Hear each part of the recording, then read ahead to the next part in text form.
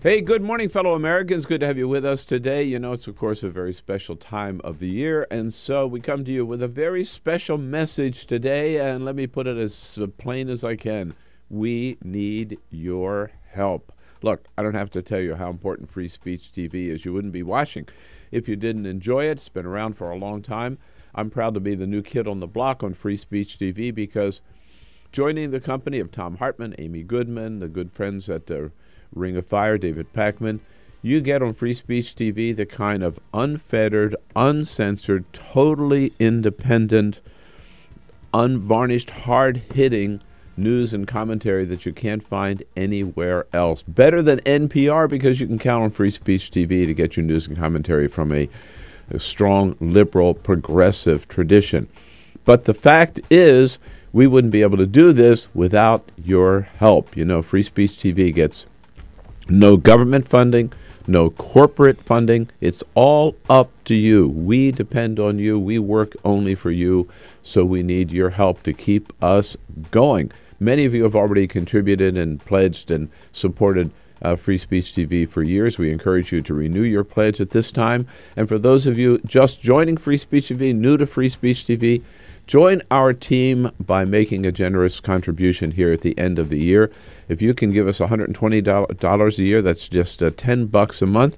We got a special gift for you, a copy of my latest book, The Obama Hate Machine, all about the Koch brothers, and a copy of Joe Cirincione, one of our favorite guests on the show, his latest book, very strong book, Nuclear Nightmares. If you can help us with $240 a year, that's $20 a month. Three books. My three favorite books I read this year. Norm Ornstein's book about Congress is worse than it looks. This book by Mary Roach, a great little fun book about science. This is Science and Sex, called Bunk. Fun book. And then a great mystery novel by Michael Dibdin called Blood Rain, which takes place in Sicily, where I just got back from vacation. If you can help us with $360 a year, that's $30 a month, 3 CDs, exclusive interviews that I conducted at the Hill Center here in Washington, D.C., available nowhere else. And for those of you who are able to do so and feel generous enough to help Free Speech TV with $1,000, a very, very special gift, we will make sure that you get a scarf, just like this one, a hand-woven rayon chenille scarf by my wife, Carol Press, who is the best weaver in the world. So those are just incentives for you to join us on Free Speech TV. But again, we're here for you every day, and we ask you here, particularly at the end of the year, take advantage of the tax deduction, ask you to be here for us. Give a call at 877-378-8669.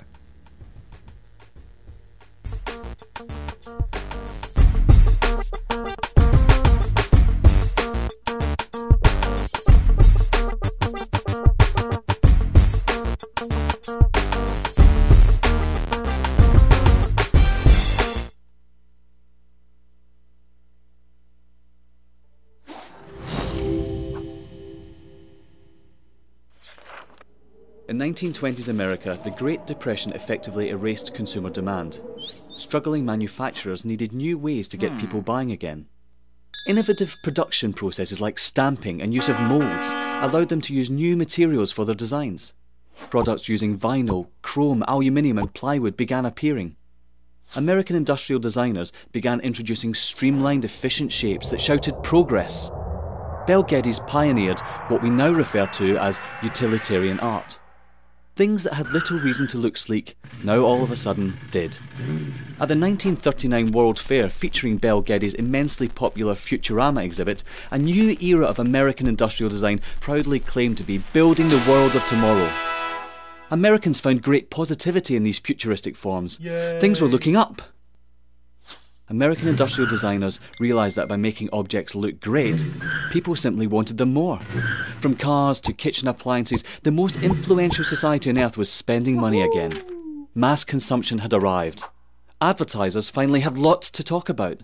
Personal taste could be expressed through the things you bought. Style became equally as important as function. Chair designers like Eames and Saarinen didn't just design seating, they created desirable lifestyles. People behind the products suddenly were stars. Everyone wanted to know who they were.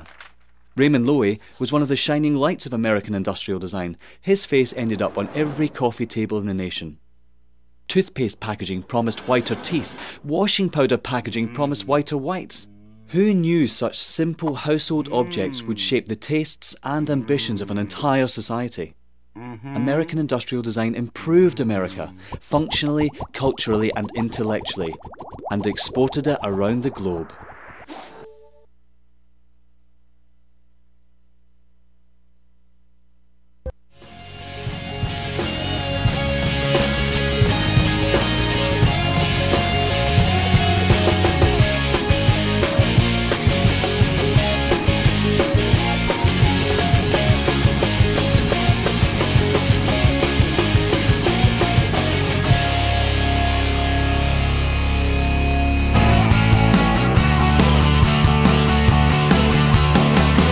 Broadcasting around the nation, on your radio, on your TV, and online.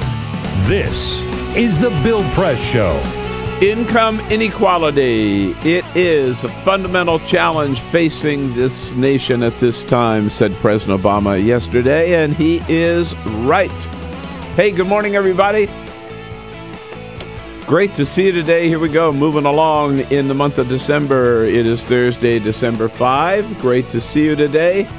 And thank you for joining us here on The Bill Press Show. We are your morning radio show on your local progressive talk radio station all across this great land of ours, and proud to be here with you. And thank you for joining us this morning to talk about the news of the day, such as it is from our nation's capital. That's where you find us, hidden away in our little studio on Capitol Hill in Washington, D.C., just down the street from the United States Capitol building.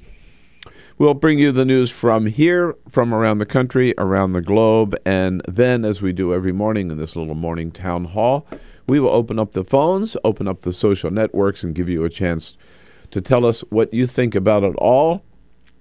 And you can do so by giving us a call at 866-55-PRESS, sending us your comments on Twitter at BP Show, That's our Twitter handle. And, of course, all of our friends on Facebook know how to join us by now at facebook.com/BillPressShow. And if you're not our friend on Facebook, why the hell not? Sign up, right, and join the team. The team. Here we go. Peter Ogburn, good morning, sir. Hi there. Elisa Murphy, our new associate producer. Hi, Elisa. Good morning. Good morning. With Alicia Cruz on the phones. Look who's standing in back of her, Stevie Lee Webb. God, we got the whole... He's here. We got the A team and the B team and the C team and the everybody. D team this morning here. We brought in everybody today. Right. Where's my boyfriend Woody? That's right. Yeah, who knows? He's stuck at home somewhere. And Cyprian Bolding here, our videographer there. And, we keep him hidden away with no microphone here, but for a very good reason. Yes, it's true. Which we the FCC, I mean, which we do not have. Holy cow! I mean, they just would have a field day with Cyprian on the mic. So join the fun again anytime. Give us a call at 866-55-PRESS. President Bob, I mentioned talking about income inequality yesterday, sort of echoing what Bill de Blasio ran on up in New York City and won, the new mayor of New York City.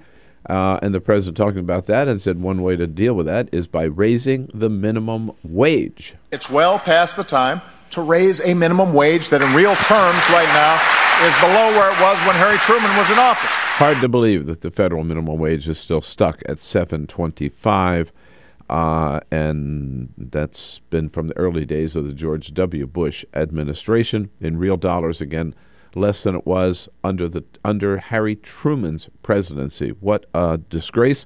President making those remarks at an event yesterday sponsored by the Great Center for American Progress.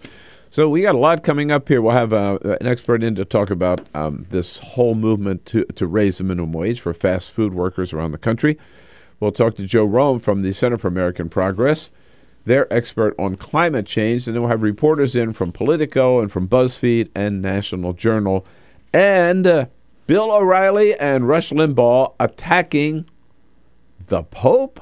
Yep, you got it. But first... This is the Full Court Press. Over here. It's Elisa Murphy this morning. Good morning. Newsweek is bringing its print edition back from the grave. One of the first publications to go strictly digital at the end of 2012, then-editor Tina Brown thought the publication reached a tipping point and would be most effective with an all-digital format. Current editor-in-chief Jim Impoco did not specify exactly why they're returning to print, but he did expect a more modest circulation. Modest circulation? Yeah, like... To put it lightly. 2 copies? Yeah, I mean, Back to the Future, I guess. We were talking about this last night. The White House Correspondents Association had the first holiday party of the season. Oh, wow. It was last night. I'm a little hungover this morning. I was going to say, this explains a lot. It was a good party. Very good party. A lot of the White House senior staff came. Valerie Jarrett and Gene Sperling and Jay Carney and Dan Pfeiffer. And, they were... But anyhow, we were talking a lot. There's a lot of buzz about this Newsweek story. And everybody thinks it's a stupid mistake. I mean, who buys a weekly news magazine anymore? Yeah, that's a very good question. You wait till the end of the week to find out what's been going on the week before in print? It's old news. Total stale old news. I mean, what we're talking about now is going to be stale by noon. That's right. Exactly. Yeah. Star Wars fans looking for memorabilia may want to bid on the blaster that was used by Harrison Ford playing Han Solo in both The Empire Strikes Back and Return to the Jedi. The online auction site Invaluable is auctioning the one-of-a-kind gun. Bidding begins at $200,000. The item was used $200,000 or 200,000 Quatlu? Because I mean, you could. It depends on what we're. Right. Never forget Han shot first. By the way, I don't care what George Lucas tried to do in the re-releases. Han shot first. Is that right? So did Aaron Burr. That's right. 2 doctors are working together to create an artificial heart, one that does not require beats. The man behind the project is heart surgeon Billy Cohen. Don't tell Dick Cheney. I was going to say, He'll get one. I mean, he's had every freaking thing he can get. You know, that's all he wants for Christmas is a heart. Unlike existing devices that emulate the beating organ, the new mechanical heart would propel blood through the body at a steady pace. No heartbeat required. Yikes. Heart disease remains the leading cause of death for men and women. Oh, can you imagine? It's a total artificial heart. Completely artificial. Yeesh. And they believe it's possible. That's kind of scary, man. It is kind of scary. I mean, it's great on one hand, but I mean, but you think I'm sort of mixed about it. Yeah. You know, at some point we're all going to die, right? Yeah. So at some point you just got to say, all right, it's my time. You've had it. My ticket's right? about to get punched. Yeah. Right. Okay. Thank you, Lisa. Yes, indeed. Yes, here we go. I couldn't believe this last night. I was on Politics Nation on MSNBC with Reverend Al Sharpton. And when they called about being on the show, and I said, sure, I love doing the show with Reverend Al. And I said, so what are we going to talk about? And they told me I thought they were kidding. No, it's impossible. It couldn't be. Whoa, you're still plugged in there.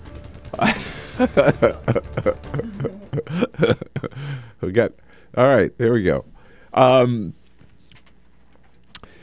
Anyhow, they said, well, we're going to talk about Bill O'Reilly declaring war on the poor. And I said, no. I mean, come on. No. Get serious. Bill O'Reilly's man of the people. What are we? Yeah, exactly. What are we really going? And of course, this is the man who invented the war on Christmas, right? Which never existed. Invented the war on Christmas, and so now he's declared war on what Christmas is really all about.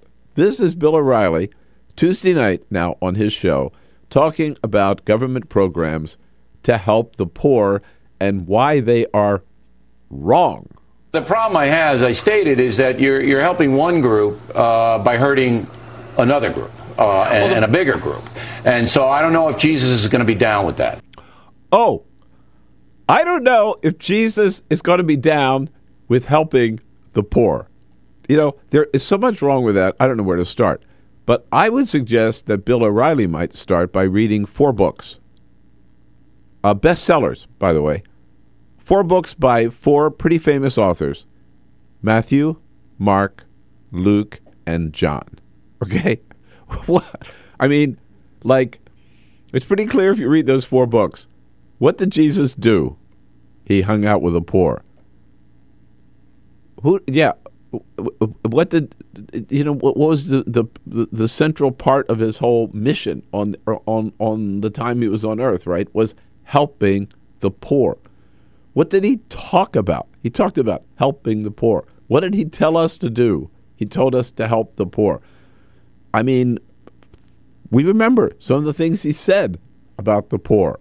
Blessed are the poor, for theirs is the kingdom of heaven, right? What you do to the least of these, you do to me.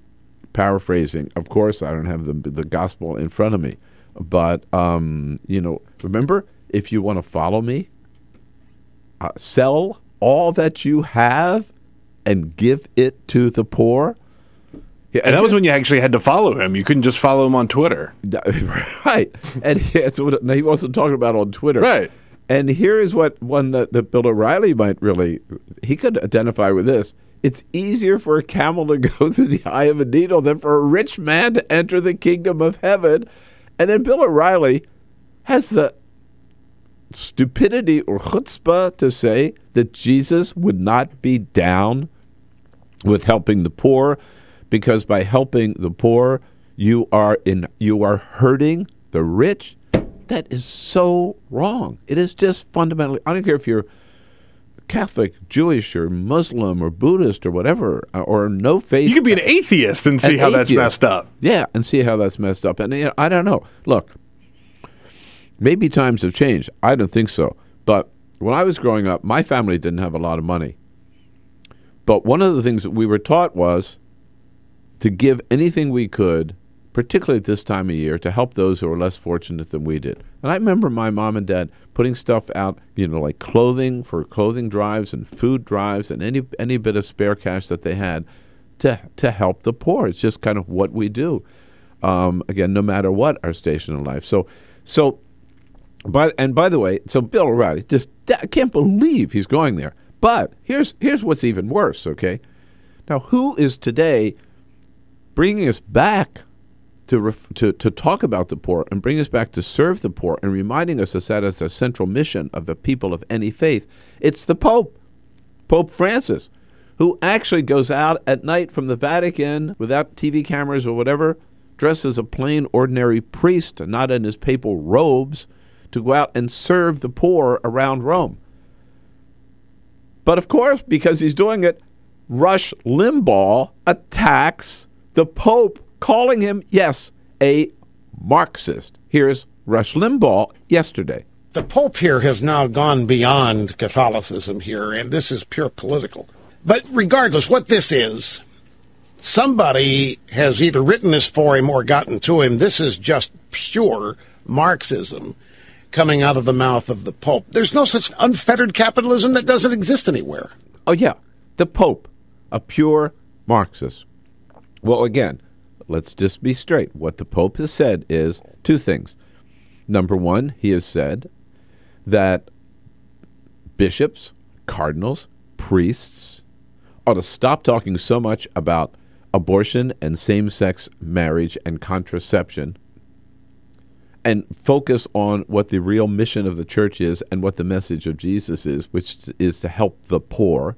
And he's not just talking about it, as I mentioned, he's doing it. And the other thing the Pope said the other day was this idea of trickle-down economics, which goes back to Ronald Reagan and beyond, and which conservatives are still preaching, the Pope has said is just a total fallacy. It has never worked. It didn't work with the Bush tax cuts. It didn't work with anything before. The idea that the more money you give to the wealthiest people, the more tax breaks you give to the wealthiest people in society, the more money is going to trickle down finally to the poor. Hey, the poor are still waiting for this. They've been talking that nonsense for 100 years. None of it's trickled down yet, and it ain't going to trickle down. I forget the exact phrase that the Pope used about that. But he said it's pure mythology. It's a pure fallacy. There's nothing to support that, and it's just poppycock. So for that, for serving the poor, for doing what Jesus clearly told us that people of faith ought to be doing, Rush Limbaugh attacks the Pope, and Bill O'Reilly says Jesus would never support these programs to help the poor. Well, they certainly have proven that, right? That's why they're against the minimum wage. That's why they're against extending unemployment benefits. That's why they want to cut Medicare and Social Security. That's why they want to cut food stamps, even beyond what they have. That's why they're against every program that helps the poor. And they say by doing that, seriously, they call themselves Christians. They are phony Christians. They're no Christians at all. I don't think they're any worth any faith at all. 866-55-PRESS. Let's talk about it. Just shows how far they're willing to go to prop up their failed economics and to prop up their generosity, right, to the richest and wealthiest people in this country by screwing the poor and then claiming they're doing so. And they know what Jesus would do, that Jesus would be with them. No. Jesus would condemn them. 866-55-PRESS here on the Bill Press Show, Thursday morning. This is the Bill Press Show.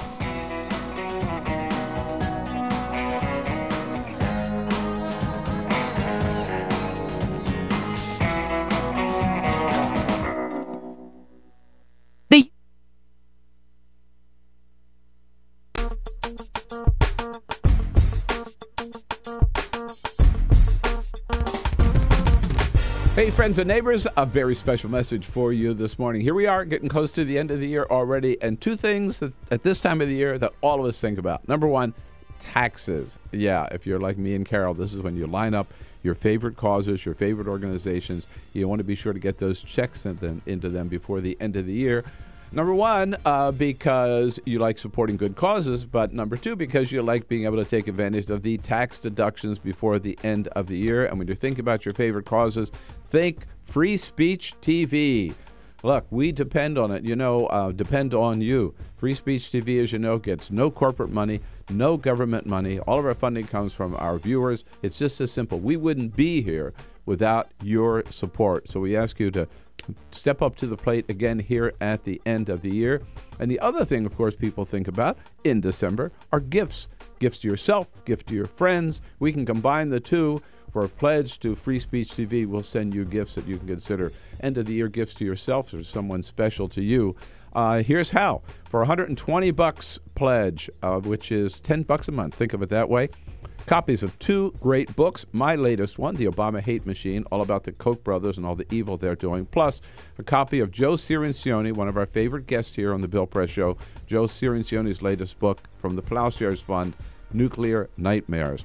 If you can pledge $240 a month, that's $240 a year, $20 a month. The 3 of the favorite books that I read this year. One about Congress, Norm Ornstein's It's Worse Than It Looks. This one, my favorite science writer, Mary Roach, and her book called Bunk, The Curious Coupling of Science and Sex. Woohoo! And thirdly, my favorite mystery writer, Michael Dibdin, writes books about Italy. My favorite is Blood Rain, which takes place in Sicily. And then for $360 a month, a real special deal, and exclusive copies of 3 interviews that I conducted here at the Hill Center in Washington, D.C., 1 hour each with Mark Leibovich from the New York Times, Bishop Gene Robinson, and Senator Mary Landrieu.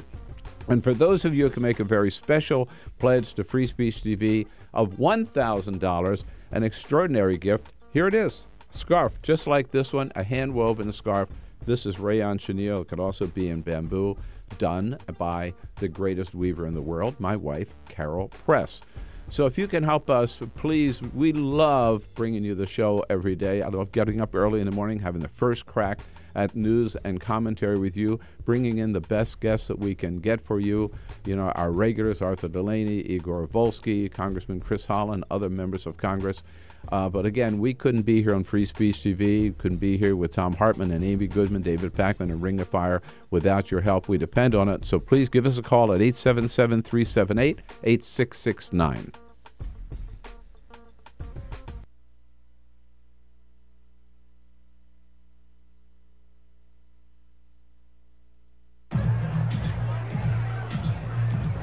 If you drive buzzed, it could cost you around $10,000.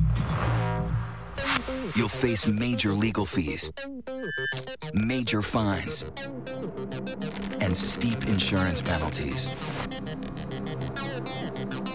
You could lose everything. Nothing kills a buzz like getting pulled over for buzz driving, because buzz driving is drunk driving. When some people struggle with their mortgage payments, they become frozen, petrified. Not knowing what to do, they do nothing. But the people who take action are far more likely to get the most positive outcome. Making home affordable is a free government program. Call now to talk one-on-one with a housing expert about the options that are right for you. Real help, real answers, right now. The Pope says Jesus wants us to help the poor. Bill O'Reilly says, no. Jesus would not be down with helping the poor because you're only helping one group and hurting another. Yeah. The first time I ever heard anybody call, you name the program, food stamps or welfare or whatever. First time I ever heard anybody call that class warfare. Who's right? Who's wrong? Sherry's in Chicago. Hey, Sherry, what do you say? Good morning. Hey, Bill. Oh, man, it's really getting bad. I've never seen it this bad before. No. I truly, and I'm not religious. I stayed clear of that, but I have been noticing the infiltration wretched up on the with these televangelists, the ones that have been like Jimmy Swaggart. You haven't seen him in months. He's on the air now. Everybody is criticizing and calling Obama Antichrist. He's plotting World War III. They're hiding all the food. Watch out, here it comes, da-da-da-da-da. I've never seen it this bad against this president. And I'm saying to myself, how can these people get away with this and be tax exempt? They're not supposed to be tax exempt. They're not supposed to be in politics. Hey, Sherry, you're singing my song when you get into that. That's a whole other subject, but I couldn't agree with you more. And by the way, and Sherry, appreciate the call, and thanks for listening out there on WCPT. They're our great affiliate in Chicago. But I want to know today, and I challenged them on Reverend Sharpton's show last night, how many Republican leaders are going to stand up today and defend Bill O'Reilly and defend Rush Limbaugh, especially defend Rush Limbaugh? I want to hear John Boehner say, Rush Limbaugh's right. The Pope is full of crap. Yeah. I want to hear Mitch McConnell say that. Pope doesn't know what he's talking about. I want to hear Eric Cantor say, the Pope is a Marxist. Yeah. I want to see.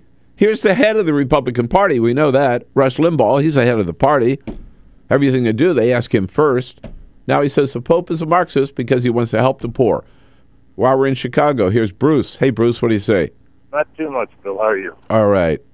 I was just going to say, I mean, the spirit of giving is not for a person or an entity to take money forcefully from one party and give it to another party in order to accrue votes. Well, I'm not sure your point. No, the spirit of giving is to share what we've got with people who are and to do so willingly, right? And voluntarily. And right, and to do so, and that's what we're talking about. And if we do that as individuals, then I think the government's got a responsibility, too, to help those who need a hand up and not just further comfort the comfortable, as they say, or further fatten the pockets of those people who are already wealthy. No. I mean, I think it's pretty clear. Again, I come back to, I have 4 books to recommend you. Matthew, Mark, Luke, and John. No doubt about what the message is. Don't listen to Bill O'Reilly nor Rush Limbaugh. This is the Bill Press Show.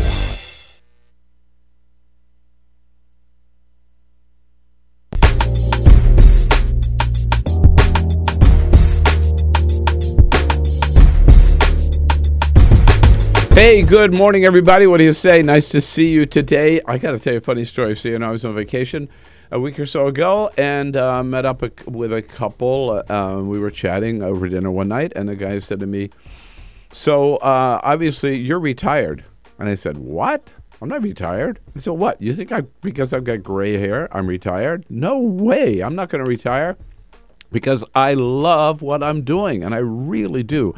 Look, having to get up so early to do this show is no fun, but doing the show is something that I just look forward to every single day. I mean, it's great fun getting up, getting on top of the news, having the first crack at the news every day, being able to line up all of our guests, the best guests we can find to bring to you, and then hearing from you all over the country, your calls, your comments on the news of the day. It's just the best job, I think, in the world. And it's especially great, and I especially love now, being able to do this job on Free Speech TV and joining such giants in broadcasting as Tom Hartman and Amy Goodman and the good friends over at Michael Papantonio and the others at Ring of Fire.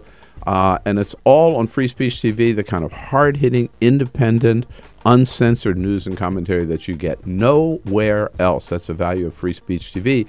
But, of course, without any government funding, without any corporate funding, we depend on you to keep us going here at Free Speech TV. We work only for you. And so once again, we turn here at the end of the year to ask for your help, because without your help, we would not be on the air. And now at the end of the year is a good time to do it, because you not only help us and help everybody at Free Speech TV, but you help yourself by getting that good tax deduction. As a little incentive to help us out, a couple things to keep in mind. If you can help us with $10 a month, $120 a year, we will give you a copy of 2 great books. My latest one, The Obama Hate Machine, all about the Koch brothers, and Joe Cirincione, frequent guest here on the Bill Press Show, his latest book, Nuclear Nightmares, a real great book. For $20 a month, $240 a year, we'll give you 3 of the favorite books that I read this year, all in paperback. Norm Ornstein's book about Congress, It's Worse Than It Looks. This great little book about science by Mary Roach called Bonk, The Curious Coupling of Science and Sex. And Michael Dibdin, great mystery writer. All of his mysteries take place in Sicily. In Italy, one of my favorites is Blood Rain, that takes place in Sicily. And for those of you who can offer $360 a year or $30 a month, we'll give you 3 exclusive 1-hour interviews that I've conducted at the Hill Center here in Washington, D.C. And beyond that, if you're fortunate enough to be able to help free speech with $1,000, you can get one of these beautiful Carol Press scarves. So give us a call, make your pledge at 877-378-8669. Thank you.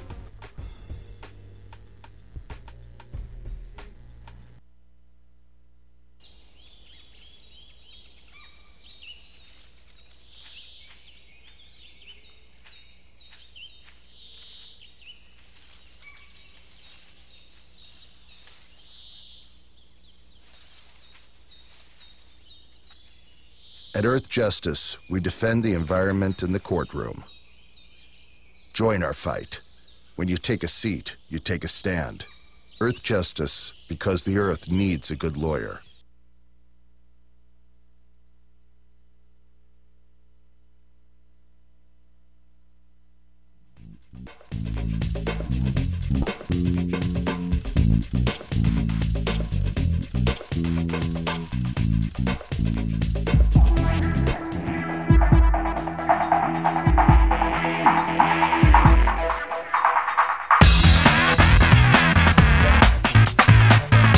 Streaming live video right now at youtube.com/TawkrTV. That's TAWKR-TV. This is The Bill Press Show. Hey, what do you know? 33 minutes after the hour, Thursday, December 5.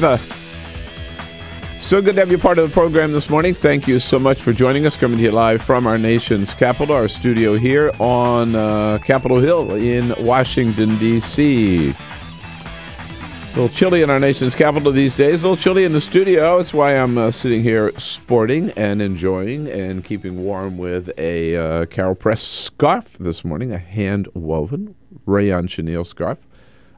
Looks nice, don't you think? You look very nice today, sir. You. Yeah, good. And, you don't have to be envious. You can get your own Carol Press scarf if you check out our website at BillPressShow.com and look up in the upper right-hand corner. There's a link to Carol Press scarves. I'll show you lots of different shapes and colors and designs, either rayon chenille or in bamboo. And contact Carol and take it away. Make yourself a great gift this holiday season, or get a great gift for someone very special to you. We've been talking about, I couldn't believe, how low will these Republicans go? Rush Limbaugh will go so low as to attack the Pope. And by the way, as far as I'm concerned, be my guest. Keep attacking the Pope. Please, Rush, please keep attacking the Pope. It'll destroy what shred of credibility you have left, and it will certainly not help the Republican Party to be seen as attacking probably the most popular Roman Catholic Pope since John Paul the 23rd. And again, I'm going to see how many Republican leaders stand up today to defend Rush Limbaugh. President Obama, well, we've got some comments. Yeah, I was going to say, by the way, remember, we are tweeting at BP Show. We're on Twitter at BP Show. If you want to tweet at us and join that conversation, feel free. We might read it on the air. Some people have done just that. GF Jacob says, the Pope wouldn't say it, but we all know only one thing trickles down from the rich, and you don't want to be under that. Jim Irwin says, you cannot serve God and mammon. O'Reilly and El Rushbo should learn this. Good comment there. Remember, we're tweeting at BP Show. And Margaret Colvin says, Limbaugh should read the biblical story of Lazarus and the rich man. Hello. I mean, yeah, you could. That's why, again, come back to the 4 books, come back to the 4 Gospels and read them, and there's no doubt about what the priority should be. Jesus made it very, very clear. It's interesting. He didn't talk about same-sex marriage. Yeah. He didn't say anything about homosexuality. He said a lot about the poor, right? They ignore that, and they talk about the stuff he never talked about and claim that they're talking in his name. They're such phony baloney Christians. They don't know Christianity from a hot rock, the whole freaking bunch of them. So, by the way, on... I think one other thing that has a very Christian aspect to it, or again, just pure humanitarian, ethical aspect to it, and that is this whole, and most people don't talk about it at that level, but this whole effort to make sure that every American has access to good basic health insurance. And that's part of the improving the life of the poor and the middle class and every American that we ought to be, I think, involved in. And President Obama got back to that yesterday in a speech he made to a summit of young Americans held at the White House. Now, here's what's interesting. I think we have seen this week, when it comes to the Affordable Care Act and to Obamacare, we are witnessing a radical shift. We are really witnessing a turning of the tide. Less than a week ago, the whole storyline was still Obamacare website, a disaster. Obamacare, floundering. This could be the end of the Obama presidency. I'm not making this up. We read this stuff. I've heard people talk. We heard people talk about this. Obama, zero credibility left. He can never restore his credibility. Total disaster, right? I've opened up here. Okay, this is AOL. This headline caught my attention yesterday, and I went, whoa, boy, that's a turnaround. The headline is, Obamacare signups surge. Obamacare signups surge. So suddenly we've gone from it's a disaster to now people are writing about, hey, what do you know? It's working. And this is not perfect yet, but the numbers really have improved. We saw 500,000 people visit the website, healthcare.gov, Monday morning. 1 million people visited the website all day Monday. It was a little less. 950,000 people went to the website on Tuesday. And this article says that on Sunday and Monday, the surge headline article that I was talking about, Obamacare sign-up surge, 29,000 people actually enrolled, bought a plan on Sunday and Monday. So definitely the thing is working. And Michael Tomasky, a good friend of ours, often on the program, has a great article on the Daily Beast this morning. Again, talk about a total turnaround. How healthcare, Obamacare, will help Democrats running for Congress in 2014 because they'll be able to point to the success of the program, and Republicans who ran against this in 2010, who ran against it in 2012, and plan on running against Obamacare again in 2014 are going to be left with short shrift. It's not going to work. They've just beat that dead horse, and Obamacare keeps getting better and better, and more Americans sign up for it, and they're going to be without a program. So the president went to this group of young people yesterday, and his main message to them was,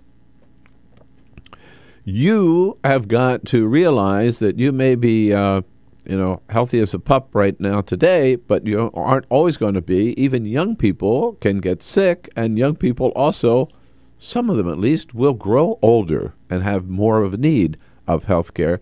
Here's the president's message. He says, I remember when I was like you and never thought anything would happen to me. There was a time when I was a young invincible. After 5 years in this office, people don't call me that anymore. Yeah. And he said at the time, except for a little occasional injury from a basketball game, he was in perfect health and never thought about the fact he might need health care someday.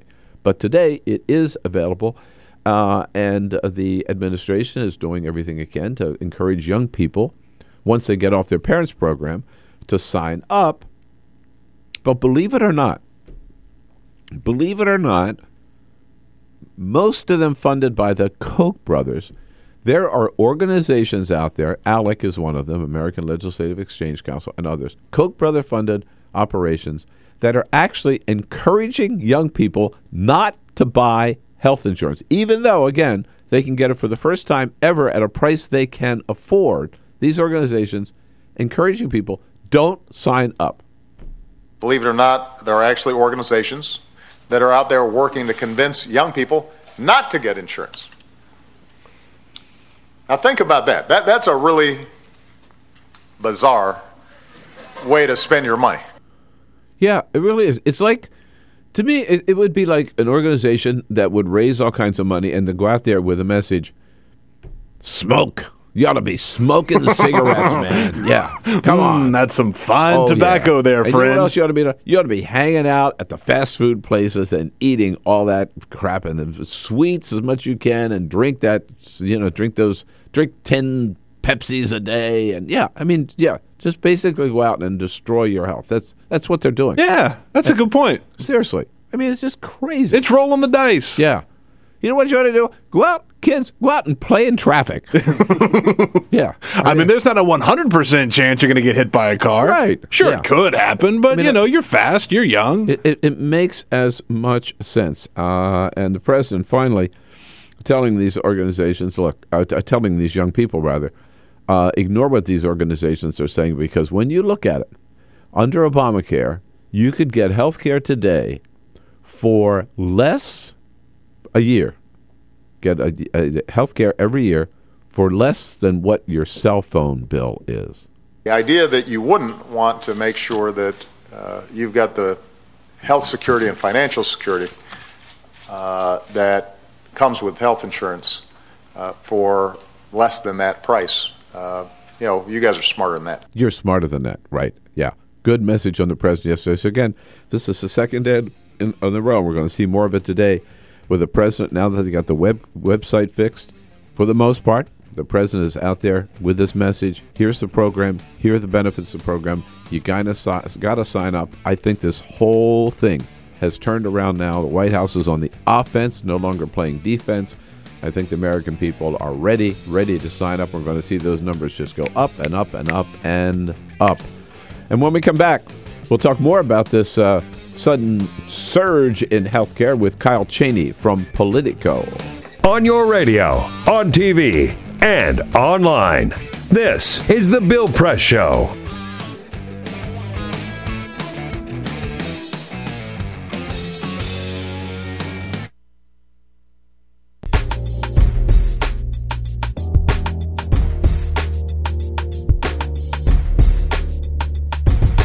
Hey, good morning, everybody. What do you say? Nice to see you today. I got to tell you a funny story. So, I was on vacation a week or so ago and met up with a couple.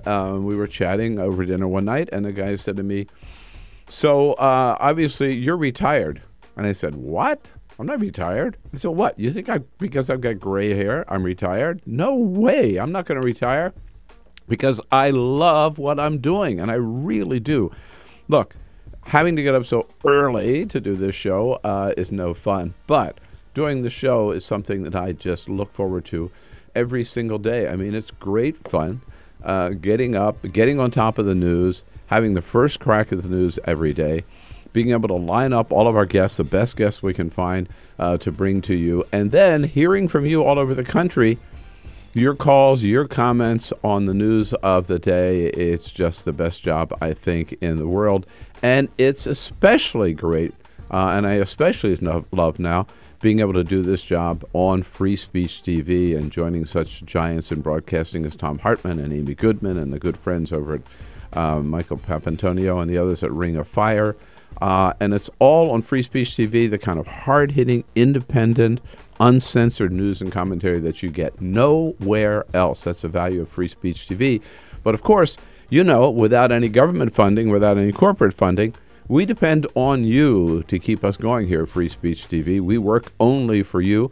And so once again, we turn here at the end of the year to ask for your help, because without your help, we would not be on the air. And now at the end of the year is a good time to do it, because you not only help us and help everybody at Free Speech TV, but you help yourself by getting that good tax deduction. As a little incentive to help us out, a couple things to keep in mind. If you can help us with $10 a month, $120 a year, we will give you a copy of two great books. My latest one, The Obama Hate Machine, all about the Koch brothers, and Joe Cirincione, frequent guest here on the Bill Press Show, his latest book, Nuclear Nightmares, a real great book.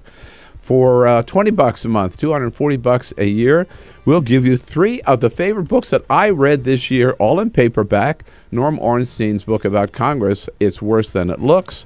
This great little book about science by Mary Roach called Bonk, The Curious Coupling of Science and Sex.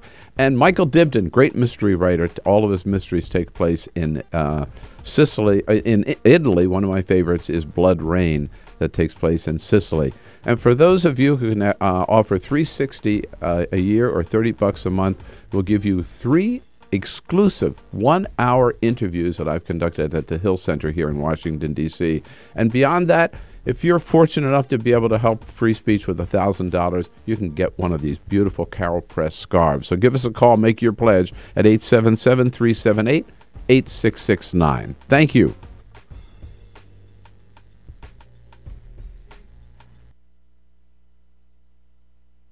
Here we go, 13 minutes before the top of the hour here on a Thursday morning.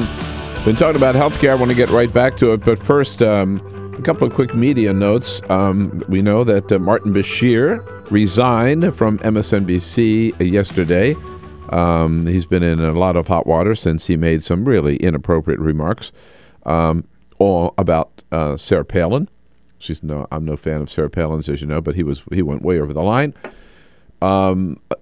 I don't know that anybody is sad about Martin Bashir leaving MSNBC. Yeah, I don't think so. Seriously. I mean you know what? My question is not why did he resign, but why was he hired in the first place? I have the same question about Alec Baldwin. I think goodbye, good riddance to both of them for MSNBC. Strike 2 for MSNBC. Yeah. And one other little tidbit, which has not been publicly announced yet, but what the hell, I heard about it, and so I'll announce it right here, that Jessica Yellen, formerly with CNN, will soon be joining Al Jazeera. Oh, wow. Whoa. No there kidding. You go. You heard it here first. It's going to be announced, I think, today or tomorrow. So I'm just letting the cat out of the bag. Cat's out of the bag now, huh? Yeah, there it is, indeed. President Obama, second day in a row, getting out and touting the advantages of the Affordable Care Act and Obamacare, saying, hey, we got the problems of the website fixed. Now let's focus on getting people signed up, which, of course, he wanted to do October 1st. Just spent the last 2 months getting the website fixed. Have we turned the corner? Kyle Cheney covers these issues for Politico, joining us on our newsline this morning. Hey, Kyle, thanks for getting up early for us. Good to be here. Yeah. So, what do you think? Are we seeing a new direction, and have we turned the corner?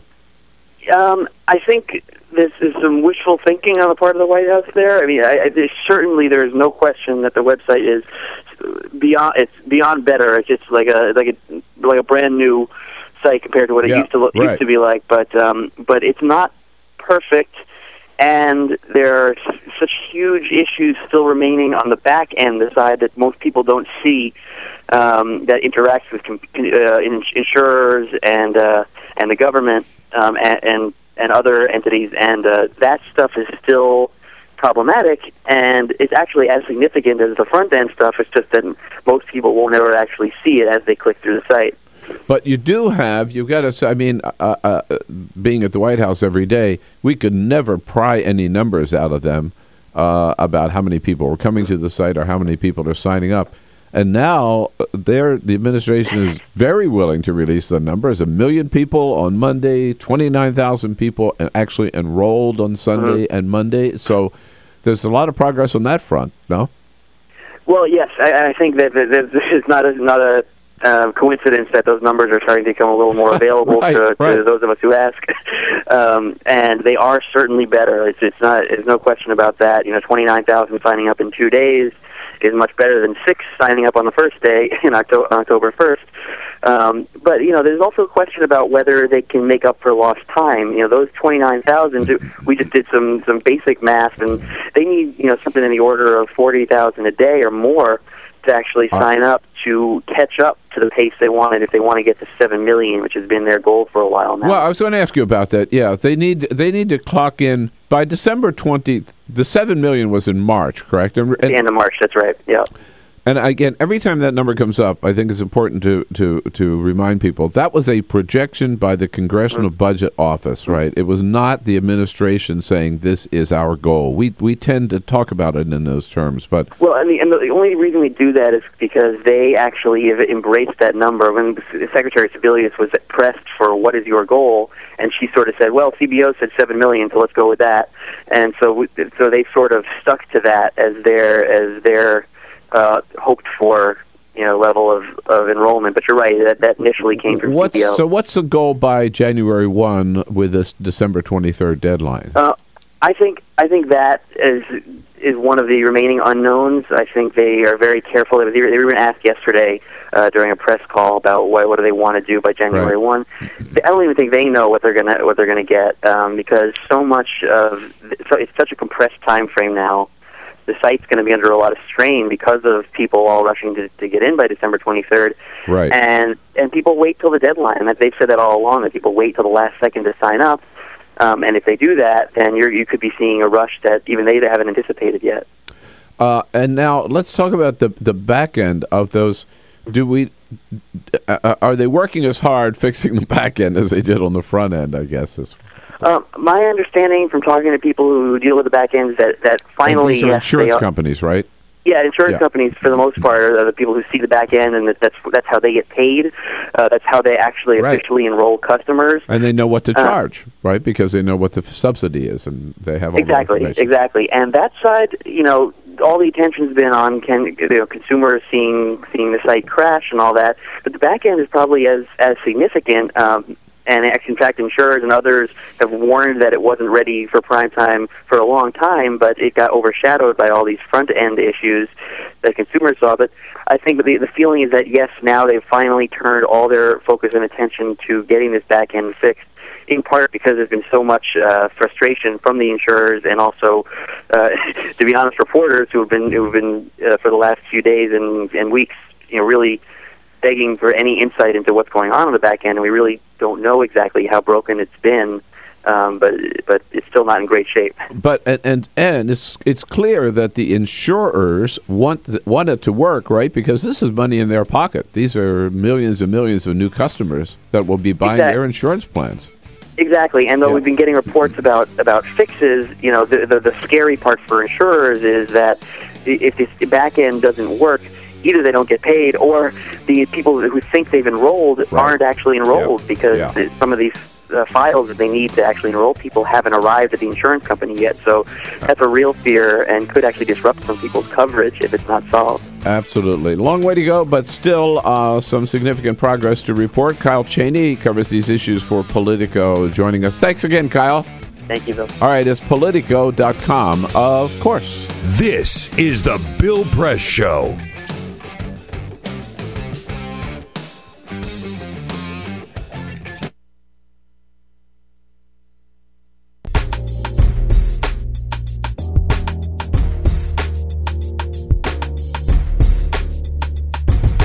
Hey, good morning, everybody. What do you say? Nice to see you today. I got to tell you a funny story. So, I was on vacation a week or so ago and met up with a couple. We were chatting over dinner one night, and the guy said to me, so, obviously, you're retired. And I said, what? I'm not retired. I said, what? You think because I've got gray hair, I'm retired? No way. I'm not going to retire because I love what I'm doing, and I really do. Look.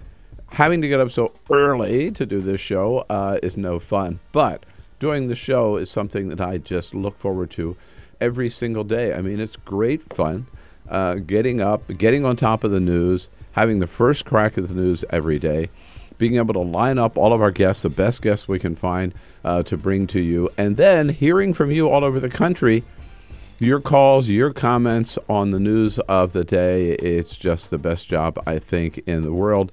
And it's especially great, and I especially love now, being able to do this job on Free Speech TV and joining such giants in broadcasting as Tom Hartman and Amy Goodman and the good friends over at Michael Papantonio and the others at Ring of Fire.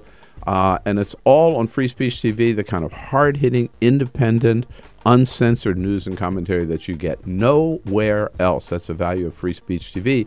But, of course, you know, without any government funding, without any corporate funding, we depend on you to keep us going here at Free Speech TV. We work only for you. And so once again, we turn here at the end of the year to ask for your help, because without your help, we would not be on the air. And now at the end of the year is a good time to do it, because you not only help us and help everybody at Free Speech TV, but you help yourself by getting that good tax deduction. As a little incentive to help us out, a couple things to keep in mind. If you can help us with $10 a month, $120 a year, we will give you a copy of 2 great books. My latest one, The Obama Hate Machine, all about the Koch brothers, and Joe Cirincione, frequent guest here on the Bill Press Show, his latest book, Nuclear Nightmares, a real great book. For $20 a month, $240 a year, we'll give you 3 of the favorite books that I read this year, all in paperback. Norm Ornstein's book about Congress, It's Worse Than It Looks. This great little book about science by Mary Roach called Bonk, The Curious Coupling of Science and Sex. And Michael Dibdin, great mystery writer. All of his mysteries take place in Sicily, in Italy. One of my favorites is Blood Rain, that takes place in Sicily. And for those of you who can offer $360 a year or $30 a month, we'll give you 3 exclusive 1-hour interviews that I've conducted at the Hill Center here in Washington, D.C. And beyond that, if you're fortunate enough to be able to help Free Speech with $1,000, you can get one of these beautiful Carol Press scarves. So give us a call, make your pledge at 877-378-8669. Thank you.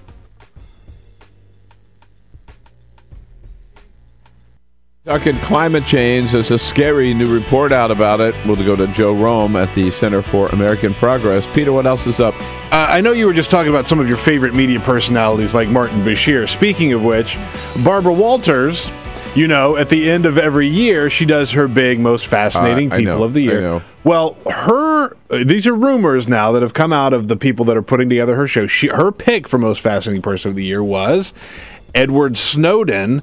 And that the brass at ABC said, no, we can't do that. We're not going to do that, and killed the idea. No. But that was her pick. She's been following that story since it happened and has wanted him to be the most fascinating person since the story. Well, you know, in terms of impact on the news and on public policy worldwide, yeah, I don't know who's had a bigger impact than it. It's tough to make an argument against him. Yeah, I'm for Barbara on this one. This is the Bill Press Show.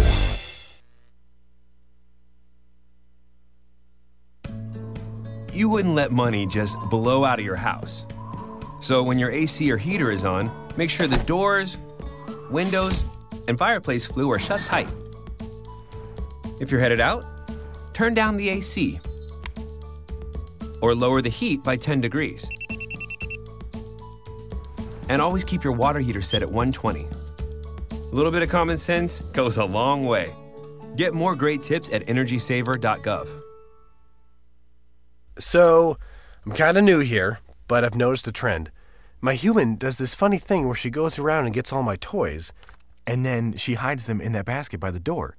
You know, but it's always the same basket, and it's always in the same place. And then she acts so surprised when I find them, but, you know, she's putting them in the same basket. Again. It's like, hello? That's where you put it last time. You were the worst at hide and go seek.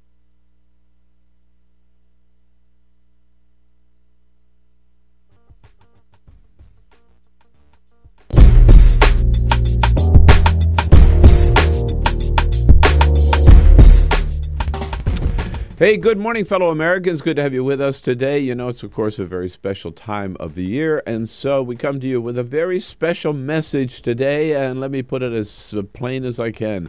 We need your help. Look, I don't have to tell you how important Free Speech TV is. You wouldn't be watching if you didn't enjoy it. It's been around for a long time.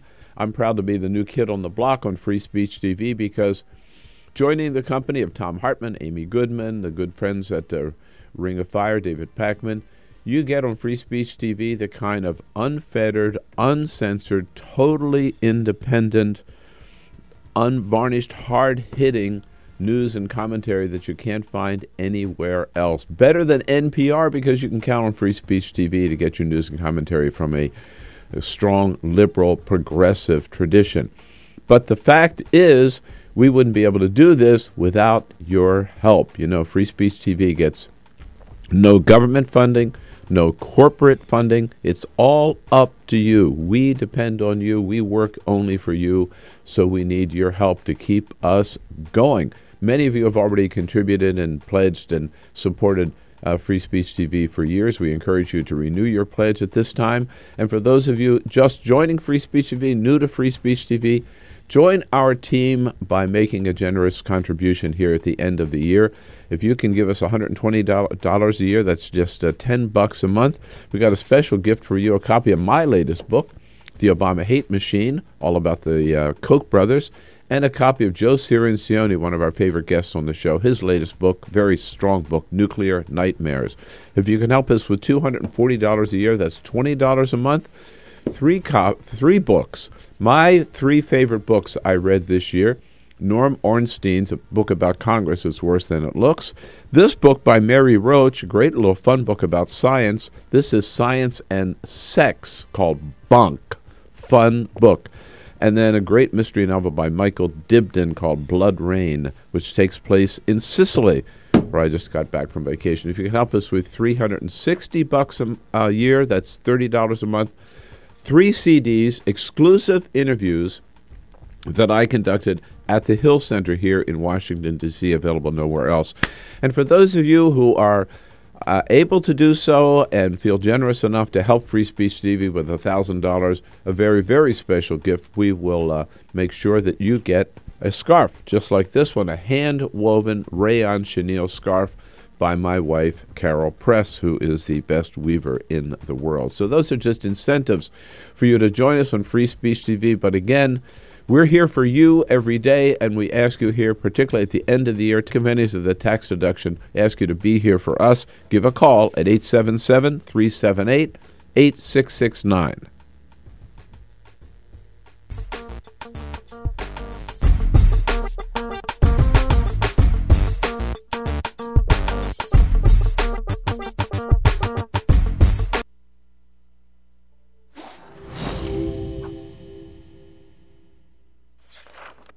In 1920s America, the Great Depression effectively erased consumer demand. Struggling manufacturers needed new ways to get people buying again. Innovative production processes like stamping and use of molds allowed them to use new materials for their designs. Products using vinyl, chrome, aluminium and plywood began appearing. American industrial designers began introducing streamlined, efficient shapes that shouted progress. Bel Geddes pioneered what we now refer to as utilitarian art. Things that had little reason to look sleek, now all of a sudden did. At the 1939 World Fair featuring Bel Geddes' immensely popular Futurama exhibit, a new era of American industrial design proudly claimed to be building the world of tomorrow. Americans found great positivity in these futuristic forms. Yay. Things were looking up. American industrial designers realized that by making objects look great, people simply wanted them more. From cars to kitchen appliances, the most influential society on earth was spending money again. Mass consumption had arrived. Advertisers finally had lots to talk about. Personal taste could be expressed through the things you bought. Style became equally as important as function. Chair designers like Eames and Saarinen didn't just design seating, they created desirable lifestyles. People behind the product suddenly were stars. Everyone wanted to know who they were. Raymond Loewy was one of the shining lights of American industrial design. His face ended up on every coffee table in the nation. Toothpaste packaging promised whiter teeth. Washing powder packaging promised whiter whites. Who knew such simple household objects would shape the tastes and ambitions of an entire society?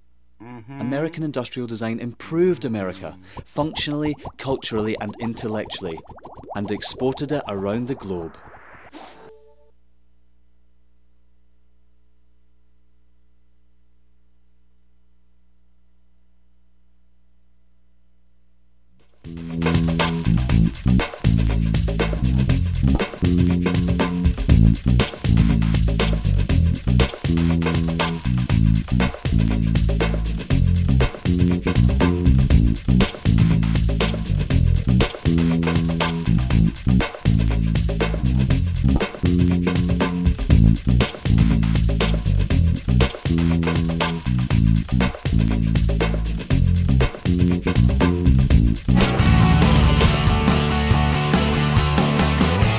broadcasting around the nation, on your radio, on your TV, and online.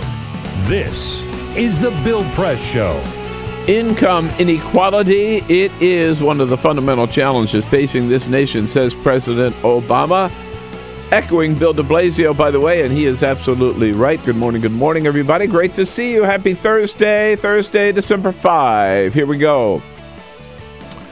With the Bill Press Show this Thursday morning, bringing you the news of the day on your local progressive talk radio station all around this great land of ours.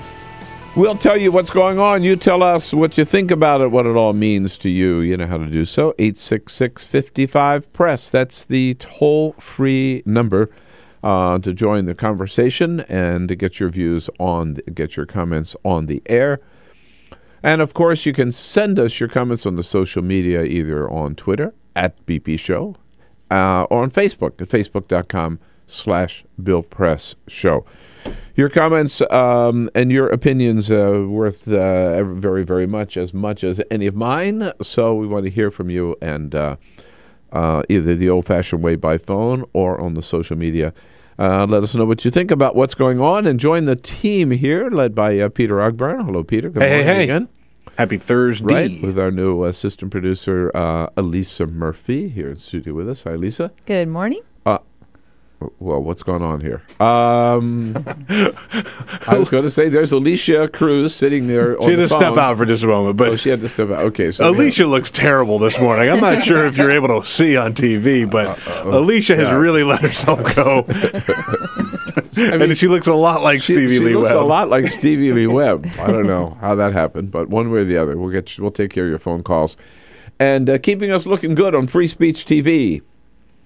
And on the video feed at TawkrTV, youtube.com/Tawker, TAWKR-TV, our videographer, Cyprian Bolding. Yes, indeed. Well, it was a big day yesterday. Yesterday was the first holiday party of the season for me at the White House Correspondents Association. We had our party last night across the street from the White House, or just up the street from the White House. And at the White House was the first party to reveal the Christmas decorations for this year, and they always do so by inviting military families over, members of the military and their families, and it's always a very festive occasion. Yesterday, the First Lady showed up with Bo and Sonny, the new dog, Sonny, who's just 1 year old, and a very energetic little Portuguese water spaniel. Not so little. Not so little. No, not so little. And Sonny bounds into the room. The first thing he sees is this cute little girl, and he runs up to this little girl and knocks her over. The poor lady is just, well, here's what it sounded like. Sonny.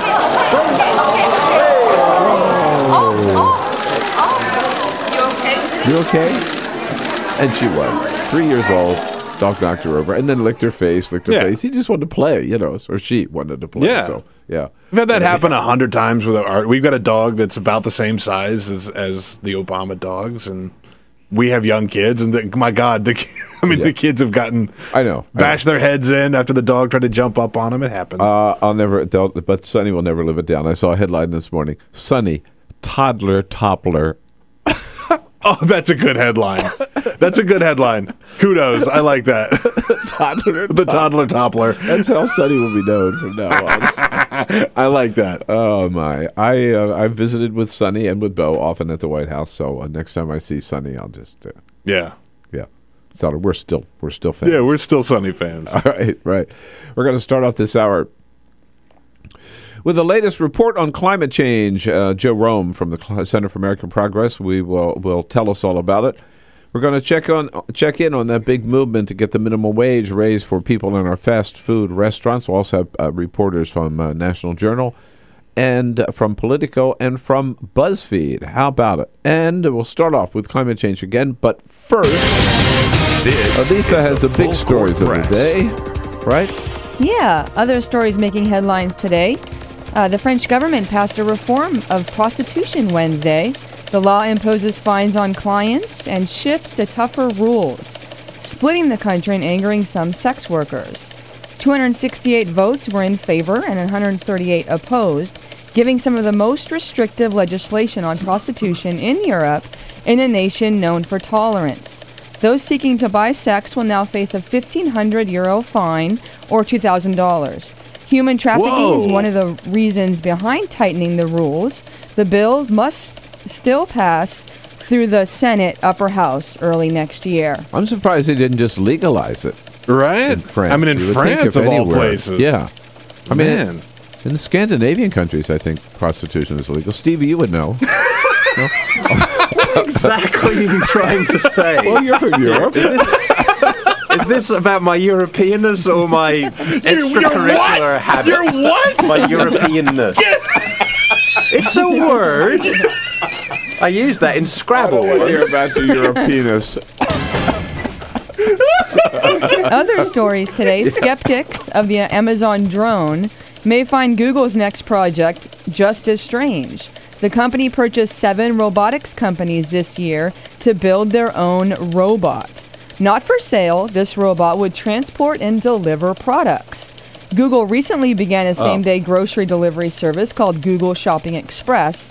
Robots would take over these jobs, combined with Google's self-driving car research to help deliver goods nationwide. I don't know, man. Yeah, they're taking over. I think the robots, they may be a better shot than the drones. Yeah, don't you think? Yeah, I do think so. But also, this self-driving car, that's not something in the future. They're out there now. They are out there. The Google car in the Bay Area is on the roads every day, and people are using them to commute. I mean, Google employees, just a few of them, and they seem to be working. There haven't been reported accidents with these cars. Yeah. Also, in the entertainment world, Israeli actress Gal Gadot will play Diana Prince, a.k.a. Wonder Woman, in a movie currently in pre-production. Directing the movie will be Zack Snyder from Man of Steel. The 28-year-old actress shares the screen with Henry Cavill as Superman. Ben Affleck plays the role of Batman. Gadot, a model and 2004 Miss Universe contestant, starred in 3 movies of the Fast and Furious franchise, with supporting roles in Date Night and Night and Day. So, is this movie already underway? I mean, they're filming it? Well, it's in pre-production, no cameras rolling yet, but stepping in that direction. Whoa. I don't know. I mean, I'm okay with that. She's sort of an unknown-ish type person. I'm all right with that. So, was she in Fast and Furious with Paul Walker? I would guess so. Yeah, probably. Yeah, she's in 3 of them. Right. All right, good. Lisa, thank you. Yes, indeed. The issue which President Obama had talked about in his State of the Union, talked about in his inaugural address, but we haven't seen much action on is the issue of climate change. There's a scary new report out this week. Well, we don't know anybody who's more up to date on this important issue, tracking it, than Joe Romm at the Center for American Progress and his Climate Progress Project, which is thinkprogress.org/climate. That's how you follow his good work. Joe joins us on our newsline again this morning. Hi, Joe. Good to talk to you, as always. Thanks for having me, Bill. So the latest report from a group of scientists came out this week. Tell us what they concluded, what they recommend. Well, the report came out and said that climate change is even more serious than we thought, and that the changes that we are making by pouring carbon pollution in the atmosphere are happening faster than we thought, and certain impacts like the loss of ice in Greenland and Antarctica, which leads to sea level rise, are happening faster than we expected. And if we don't act soon to reduce carbon pollution, then we are, going to see impacts for our children and grandchildren that are devastating. And who are this group of scientists? What organization? Well, there were 2 reports that came out. One was led by James Hansen, who used to run the NASA's climate program. Right. And that's an international group of leading experts. And they, that was like, I think, 16 scientists. And representing people from all over the world. And that was a very sobering analysis in that it said that this target that everyone said we should aim for, stabilizing total warming at under 4 degrees Fahrenheit, that even that would ultimately lead to pretty serious consequences.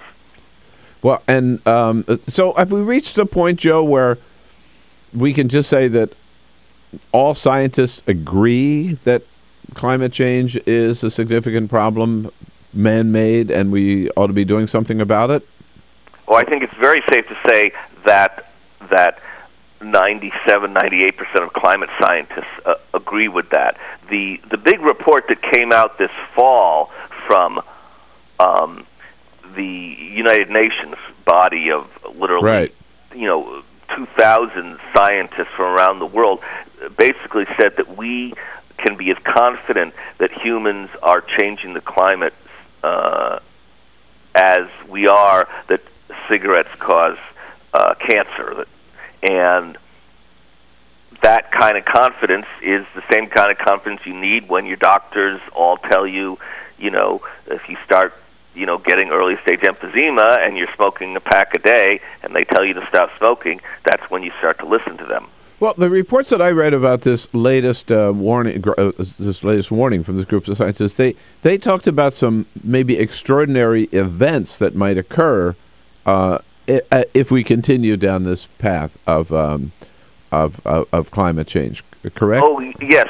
There was a second report that came out from the National Research Council on abrupt climate change, and that may have been the one that you were talking about. And that basically warned that even though we're only slowly warming the planet, certain impacts can happen abruptly, and that's sometimes called nonlinear or a quantum jump.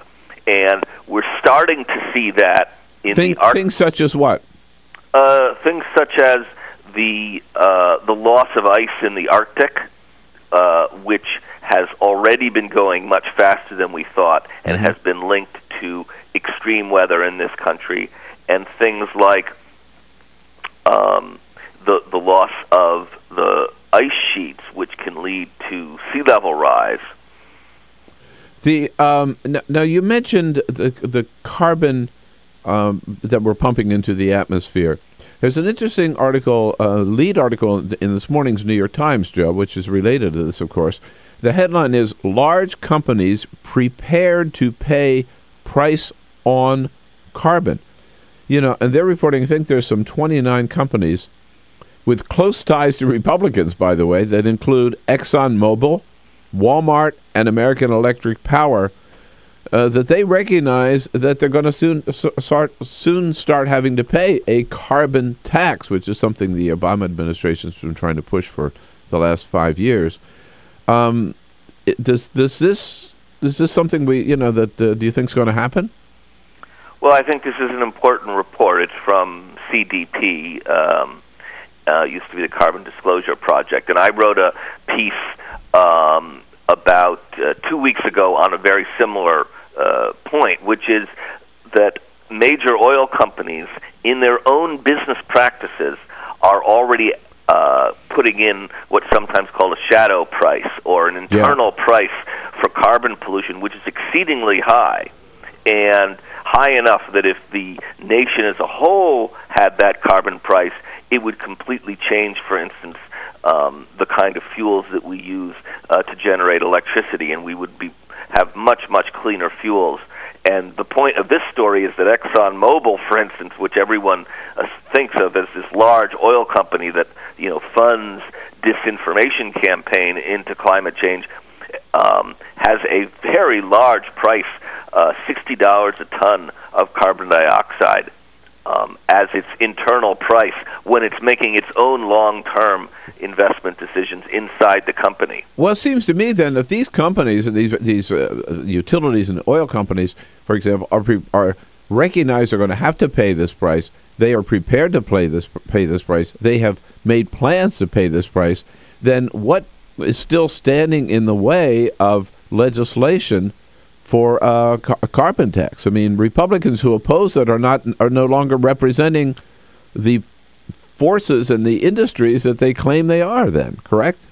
Absolutely. It's a perverse situation, which is that as you know, a small, pretty extremist group, the Tea Party, has disproportionate impact in Congress, with Republicans, and there are certainly some fossil fuel companies, and I think the article specifically talked about our old friends, the Koch brothers, that don't care about reality, and that have been spending, tens of millions of dollars supporting candidates and spreading disinformation aimed at blocking action. And that it continues to be the case that a minority can block an action that a majority thinks is a good idea. Well, I hope in this case that with these industries coming forward, that could change the climate. I'm talking about climate change here in Washington, D.C., in the United States Congress, and get some action going. Not this year, but early next year. Joe, great work as always. Thanks for all your effort, and thanks for joining us this morning. Thanks for having me, Bill. Joe Romm is the Climate Progress Editor. Go to thinkprogress.org and check out the Climate Progress website. Congress can't do anything about climate change, but guess what they did have time to hold a hearing on yesterday? You're not going to believe this when we come back. On your radio, on TV, and online. This is The Bill Press Show.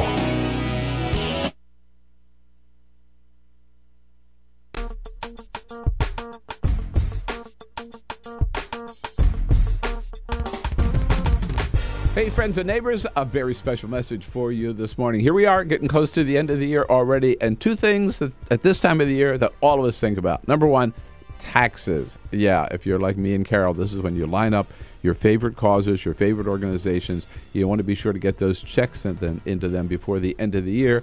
Number one, because you like supporting good causes, but number two, because you like being able to take advantage of the tax deductions before the end of the year. And when you're thinking about your favorite causes, think Free Speech TV. Look, we depend on it, depend on you. Free Speech TV, as you know, gets no corporate money, no government money. All of our funding comes from our viewers. It's just as simple. We wouldn't be here without your support. So we ask you to step up to the plate again here at the end of the year. And the other thing, of course, people think about in December are gifts. Gifts to yourself, gift to your friends. We can combine the two. For a pledge to Free Speech TV, we'll send you gifts that you can consider end-of-the-year gifts to yourself or someone special to you. Here's how. For $120 pledge, which is $10 a month, think of it that way, copies of two great books. My latest one, The Obama Hate Machine, all about the Koch brothers and all the evil they're doing, plus a copy of Joe Cirincione, one of our favorite guests here on the Bill Press Show, Joe Cirincione's latest book from the Plowshares Fund, Nuclear Nightmares. If you can pledge $240 a month, that's $240 a year, $20 a month. The three of the favorite books that I read this year. One about Congress, Norm Ornstein's It's Worse Than It Looks. This one, my favorite science writer, Mary Roach, and her book called Bonk, The Curious Coupling of Science and Sex. Woohoo! And thirdly, my favorite mystery writer, Michael Dibdin, writes books about Italy. My favorite is Blood Rain, which takes place in Sicily. And then for $360 a month, a real special deal, and exclusive copies of 3 interviews that I conducted here at the Hill Center in Washington, D.C., 1 hour each, with Mark Leibovich from the New York Times, Bishop Gene Robinson, and Senator Mary Landrieu. And for those of you who can make a very special pledge to Free Speech TV of $1,000, an extraordinary gift, here it is. Scarf, just like this one, a hand-woven scarf. This is rayon chenille. It could also be in bamboo, done by the greatest weaver in the world, my wife, Carol Press. So if you can help us, please, we love bringing you the show every day. I love getting up early in the morning, having the first crack at news and commentary with you, bringing in the best guests that we can get for you. You know, our regulars, Arthur Delaney, Igor Volsky, Congressman Chris Holland, other members of Congress. But again, we couldn't be here on Free Speech TV, couldn't be here with Tom Hartman and Amy Goodman, David Packman, and Ring of Fire without your help. We depend on it. So please give us a call at 877-378-8669.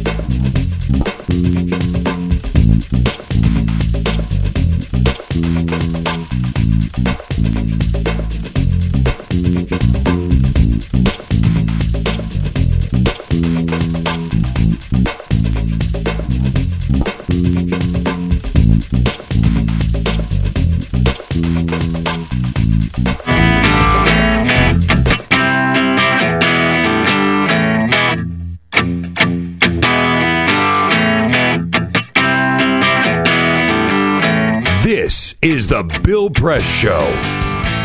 All right, 27 minutes after the hour, Thursday morning, December 5. So, headline this morning, Obamacare sign-ups surge.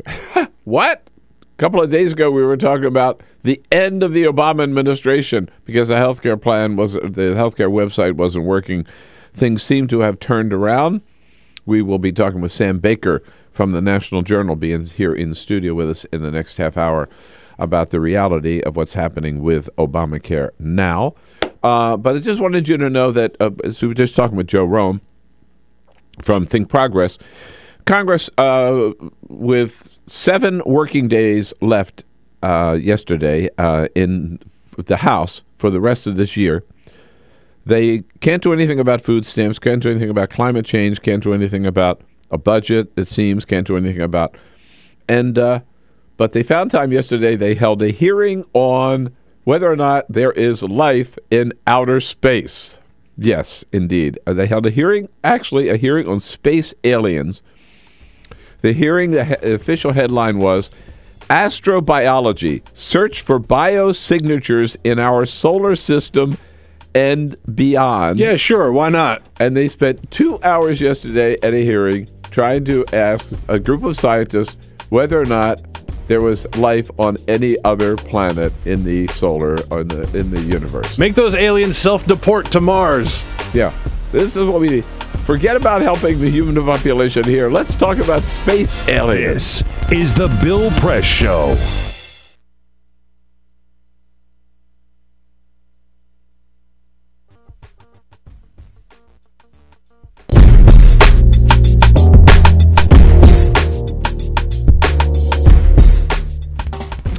Hey, good morning, fellow Americans. Good to have you with us today. You know, it's, of course, a very special time of the year, and so we come to you with a very special message today, and let me put it as plain as I can. We need your help. Look, I don't have to tell you how important Free Speech TV is. You wouldn't be watching if you didn't enjoy it. It's been around for a long time. I'm proud to be the new kid on the block on Free Speech TV because joining the company of Tom Hartman, Amy Goodman, the good friends at Ring of Fire, David Pakman, you get on Free Speech TV the kind of unfettered, uncensored, totally independent, unvarnished, hard-hitting news and commentary that you can't find anywhere else. Better than NPR because you can count on Free Speech TV to get your news and commentary from a strong, liberal, progressive tradition. But the fact is, we wouldn't be able to do this without your help. You know, Free Speech TV gets no government funding, no corporate funding. It's all up to you. We depend on you. We work only for you, so we need your help to keep us going. Many of you have already contributed and pledged and supported Free Speech TV for years. We encourage you to renew your pledge at this time. And for those of you just joining Free Speech TV, new to Free Speech TV, join our team by making a generous contribution here at the end of the year. If you can give us $120 a year, that's just $10 a month. We got a special gift for you, a copy of my latest book, The Obama Hate Machine, all about the Koch brothers, and a copy of Joe Cirincione, one of our favorite guests on the show, his latest book, very strong book, Nuclear Nightmares. If you can help us with $240 a year, that's $20 a month. Three books. My 3 favorite books I read this year. Norm Ornstein's a book about Congress, It's Worse Than It Looks. This book by Mary Roach, a great little fun book about science. This is Science and Sex, called Bunk. Fun book. And then a great mystery novel by Michael Dibdin called Blood Rain, which takes place in Sicily, where I just got back from vacation. If you can help us with $360 a year, that's $30 a month. 3 CDs, exclusive interviews that I conducted at the Hill Center here in Washington, D.C., available nowhere else. And for those of you who are able to do so and feel generous enough to help Free Speech TV with $1,000, a very, very special gift, we will make sure that you get a scarf, just like this one, a hand-woven rayon chenille scarf by my wife, Carol Press, who is the best weaver in the world. So those are just incentives for you to join us on Free Speech TV. But again, We're here for you every day, and we ask you here, particularly at the end of the year, take advantage of the tax deduction. Ask you to be here for us. Give a call at 877-378-8669.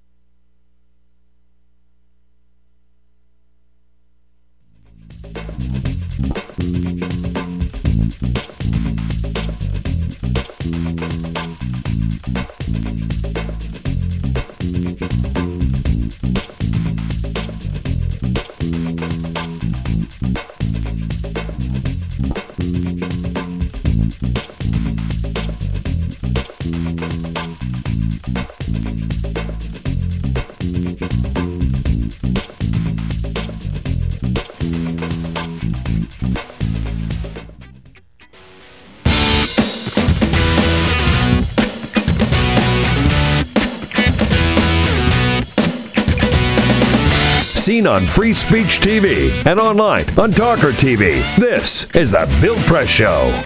All right, we got it 33 minutes after the hour. Here we go on the Bill Press Show, continuing our roundup of the news of the day, and still looking forward to your calls at 866-55-PRESS and your acid comments on Twitter at BP Show. Hope you, those of you who might be watching on Free Speech TV or watching our video stream at TawkrTV, hope you appreciate the little classic accessory I am wearing this morning, this beautiful hand-woven scarf. Rayon chenille, a product of my wife, Carol, best weaver in the world. I'll tell you, she's got a studio in back of our house with a loom in it where she produces these scarves. They're great. Make wonderful gifts for yourself or for your special friends at the holiday season. And if you want to see some of the many different colors and designs and fabrics that she's got, just go to our website, BillPressShow.com. There's a click at the upper right-hand corner, Carol Press Scarves. You can get in touch with Carol, and there you go. And you can be lucky, as I am, to wear one of these every day. We've been talking a lot about healthcare the last couple of weeks, last couple of months, and it's all been down, down, down, how bad the website is, how many problems they've got. Suddenly, we turn around, and as I did yesterday, and I looked on AOL, I just pulled up AOL, and there was a headline, Obamacare sign-ups surge. And I thought, whoa, what a difference we make. Sam Baker covers these issues, healthcare reporter for the National Journal, and is in studio with us again this morning. Hi, Sam. Good to see you. Good to be with you. So what's going on here? Is this healthcare website fixed? It's, it seems to be fixed enough. It still has some problems, and some of them are still significant problems that, will pose a challenge down the road. But we saw 29,000 enrollments, not just accounts created or some of these other metrics that have been, but people picking a plan Sunday and Monday, which is more than we saw in the entire month of October. Really? Yes. Just in those 2 days? Those 2 days, which were, depending on how you slice it, that was the first 2 days that the website was sort of relaunched, or that the administration came out and said, we've fixed it enough. It can support the traffic it needs to support now. We've fixed the sort of front-end user experience. How many do they have to have a day to keep up? They would still need more. Even if you got 29,000 every 2 days, you would still fall short. You wouldn't even get to half of what the goal is, which is 7 million. They're probably not going to get to 7 million. You need to adjust expectations, and they can afford to fall a little bit short of that. Yeah. So things still need to get better, but we've always expected a surge in the month of December ahead of the deadline to buy coverage that begins at the beginning of the year, and then another surge in March. So it's not looking at sort of the daily pace isn't necessarily the best way to look at it. But it does seem to me, and at the White House every day, and watching the White House respond, is that there's been a shift in the last 72 hours from all the talk about problems to now talk about enrollment, and now talk about, and again, as you pointed out, not that we've solved all the problems with the website, and I want to talk to you more about the back end of the website in just a minute or so, but But the focus now is on letting people know this system has vastly improved, right? And has it? I mean, you must go on it a couple of times a day, I guess. Yeah, it has. What is your experience with it? It has improved, I think, unquestionably. It, anything would be an improvement from where it was in October. Right. It was really that bad. There's just no sugarcoating it. So anything would be an improvement, but it is pretty stable. I go on it, and you don't want to base too much on an anecdote. If it goes down for you one time, that doesn't mean it's broken. But they have these daily updates for the press every day. Sounds like the site is stable. It's not crashing. It's able to support about 50,000 people at a time, which on Monday it wasn't quite up to that standard, but it's met it for the rest of the week. So it sounds like they've got it where they want it. Michael Tomasky from Daily Beast, a good friend of ours, also a frequent guest in the studio, writes this morning. He went on, pretended he was somebody from Kansas, so it was a state that did not have its own plan. So he had to go through the Federal Exchange, and that within seconds, he had 42 different options of plans that he could buy with various levels of premiums and co-pays and all of that. But, I mean, that's what it's all about, giving consumers a choice and having them pick the one they want, right? And then exactly. Yeah. And that's another thing, if you're the White House, that's encouraging about these enrollments. They sort of the challenge there has been they didn't want all the negative press around healthcare.gov and Obamacare to scare people off. Right. To have especially young people say, well, that doesn't work, forget it. Just going on about my life. And to have that level, that surge in people not just visiting the site, but signing up for a plan, I think is a really good sign that there's still demand out there. Well, again, less than a week ago, people were still saying they blew it. You only have one chance to make your first impression, one chance to launch a product. They blew it, and they'll never have a second chance. It looks like they might have a second chance. They might, yeah. I mean, I think just in terms of the substance of implementing healthcare, setting aside the questions about the presidency, who knows, Right. But healthcare experts all sort of agreed no one or not that many people were going to sign up in October anyway, so people would probably come back. This is a personal decision, and it's an important decision. It's not just a political issue. It is something that people will have to assess based on their own needs, and that's more likely to bring them back to the website again. How about young people? The president went out of his way yesterday. Hey, Peter, we've got some of that sound from the president yesterday. When he talked about that, of course, he remembers when he was the age of the people that were sitting in front of him, that the last thing that he would think about was the need to buy health insurance because they're so freaking healthy. There was a time when I was a young invincible. After 5 years in this office, people don't call me that anymore. No. But that's an important target audience, right, to get them to sign up. It is. Any absolutely. indication that they are? Not so far. I think the only numbers we have from there are age breakdowns are from some of the states. I want to say California and Washington, I think, have done okay, but not quite gotten to. You need about somewhere between 35 and 40% of the total people who enroll to be young and healthy, but young is sort of a stand-in for healthy.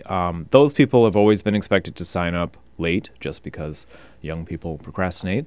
And for them, it really will come down to what the plans cost. That's the primary reason that young people are uninsured, and that's the thing it'll take to get them to buy coverage is for it to be affordable. The president indicated yesterday that there are plans available for young people today that the annual cost would end up less than their cell phone bill.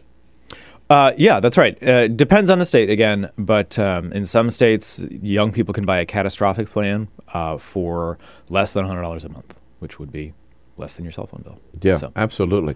Now, let's talk about the back end. So consumers coming on, they can sign up, they can purchase a plan, they enroll, and then that information has to go right out the other end to the insurance company with the vital information about them, including what plan they chose and what subsidy they get, so the insurance company knows how much to charge them, and also make sure that they are in fact enrolled. Right. So when they go to use their card, right? It works. It works. Yeah, exactly. Now, and there has been talk that they might have fixed most of the problems at the front end, but the back end ain't working so well. What's the truth That's right. there? That they have not fixed the back end. They say that they have made some progress toward fixing the back end, but they won't say what the error rate is. They don't have much time. They got to get that done, no, right? And that's been the big concern with the website. You know, when no one or hardly anyone was able to enroll, this bad information gets transmitted to insurance companies, but there's only 5 or 10 people enrolling a day, so the insurance companies can go through it by hand and just call up the state or find the person and just sort this all out. But you fix the front end, you let in this flood of people, and all of a sudden insurers are going to be swamped with a whole lot of bad information. And I think their big concern is if people aren't really enrolled, this is going to happen again. You know, we're going to have another round of problems here if this isn't fixed. And just sort of making it look fixed now at the expense of people not having coverage they thought they had is not necessarily a good trade-off. But the insurance companies have every interest in this working, right?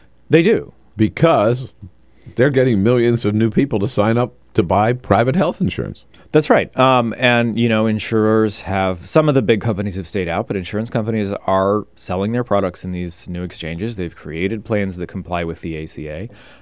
They absolutely do have an incentive in making this work. And they, I think, have acted accordingly. You know, they've been, I think, looking for the White House to work with them more, not just in a way that's good for business, but that's in a way that makes these exchanges functional. And fixing the back-end problems is just, no matter how you look at it, legitimately a part of making that work. And I think insurers are engaged in that process. So it not there yet, but it does seem to be a new direction, a new day, maybe for the Affordable Care Act, talking about what's available, what kind of benefits it is bringing to how many millions of Americans, as opposed to what are all the problems with the website. What's been your experience? 866-55-PRESS. We'll be right back with Sam Baker from the National Journal, healthcare reporter. Streaming live video right now at youtube.com/TawkrTV. That's TAWKR-TV. This is The Bill Press Show.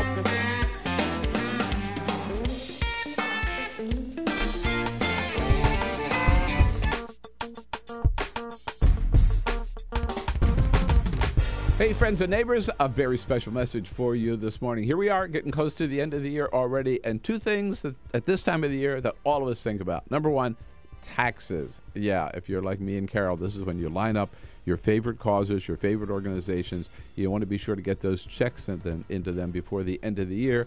Number one, because you like supporting good causes, but number two, because you like being able to take advantage of the tax deductions before the end of the year. And when you're thinking about your favorite causes, think Free Speech TV.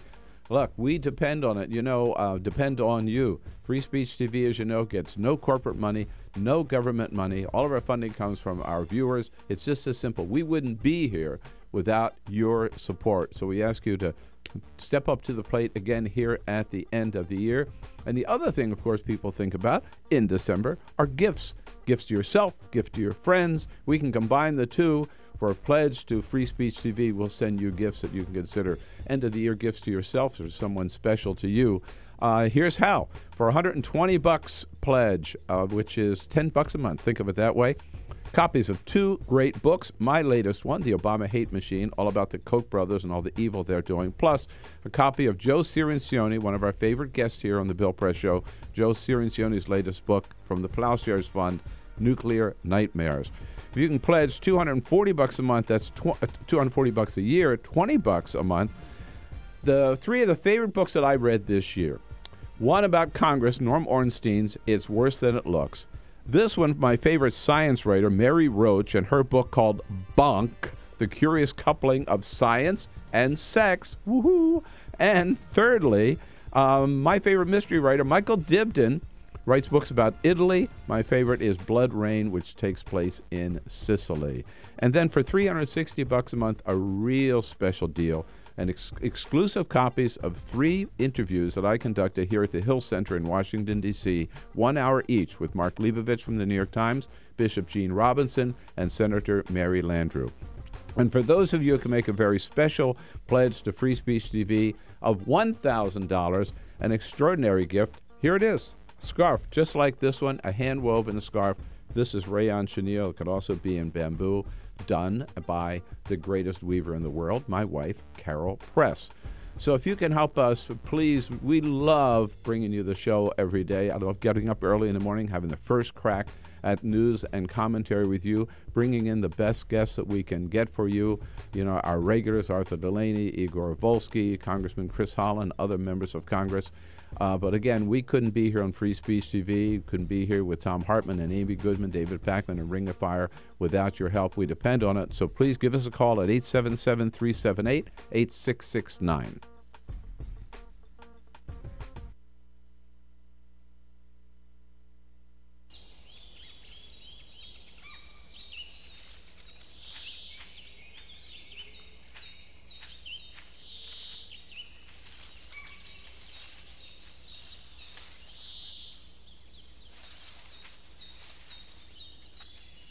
At Earth Justice, we defend the environment in the courtroom. Join our fight. When you take a seat, you take a stand. Earth Justice, because the Earth needs a good lawyer.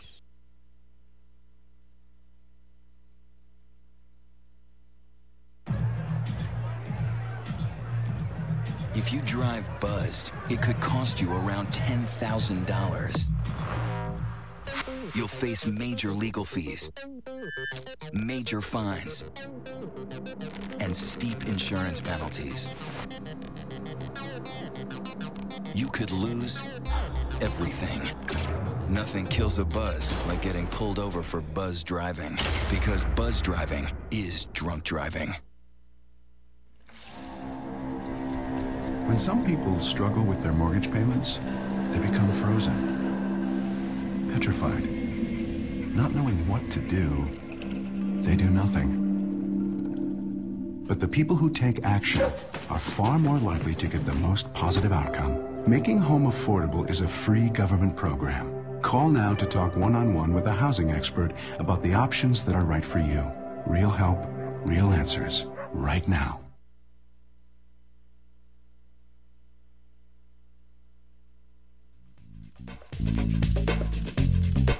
All right, here we go now. 11 minutes before the top of the hour. Sam Baker has been covering the Affordable Care Act and the ups and downs of it for National Journal. Oh, slip there.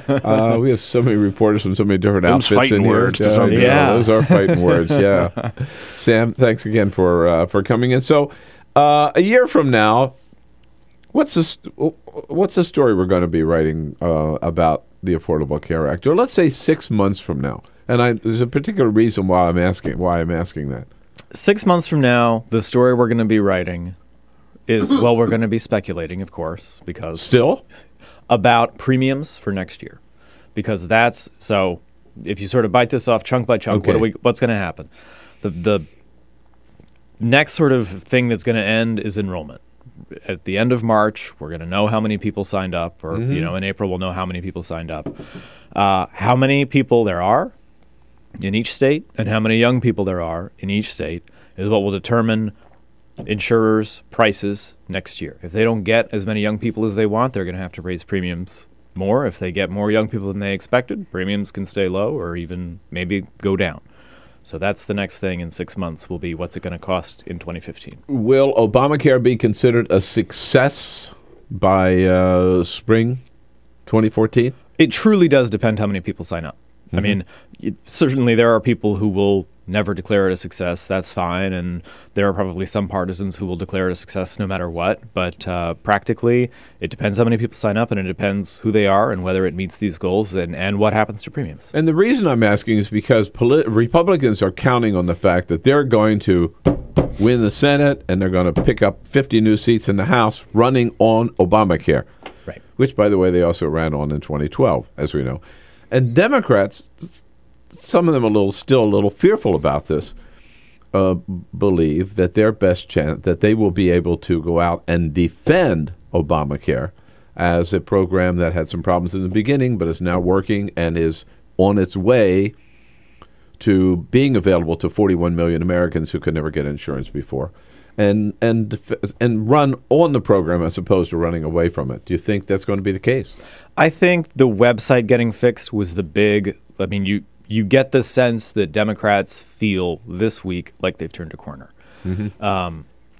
The whole uproar over cancel plans has sort of died down. The administration By the way, it has. fix. Nobody's talking about that anymore. Yeah, and that it was always going to. We always knew that was coming. We knew it was going to be a flare-up. The website was supposed to be working, and people were supposed to be signing up for coverage, and that would have taken some of the pressure off. But now the site's working. People are starting to sign up. That's why those really positive enrollment numbers leaked yesterday, to sort of get some good news out there and make it feel like we've turned a corner. I don't know if Kay Hagan and Mary Landrieu and Mark Pryor are going to be spending their ad money saying, I voted for Obamacare, but they feel like now that people are getting coverage, they can just sort of diffuse the issue, and that's maybe good enough. Right. They don't have to go out and say, I'm the champion right, of Obamacare, but they also don't have to apologize for having voted for it. Right. If they can just point to something and say, look, people in our state are getting covered, maybe it's not an issue.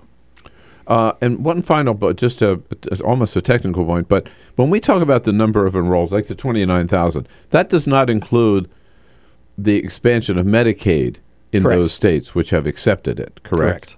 So the full enrollment number would include those people. We don't know how many they are, perhaps. There was a report earlier this week, over 1 million people have been determined eligible for Medicaid so far. Yeah. That doesn't mean that they've all enrolled, but that's a pretty good number. The reason that we do it that way is because the 7 million enrollment target is just for private insurance. Oh, it so is. That's why we compare it that way. All right. But yes, 1 million on Medicaid too. Sam, it's been keeping you busy, and I have a feeling that there's going to be lots of ammunition to keep you going on the same issue. I think so, forever and ever. From National Journal, and it's nationaljournal.com. Thanks for coming in. I'll let you know what the president's up to today. Busy day at the White House. This is the Bill Press Show.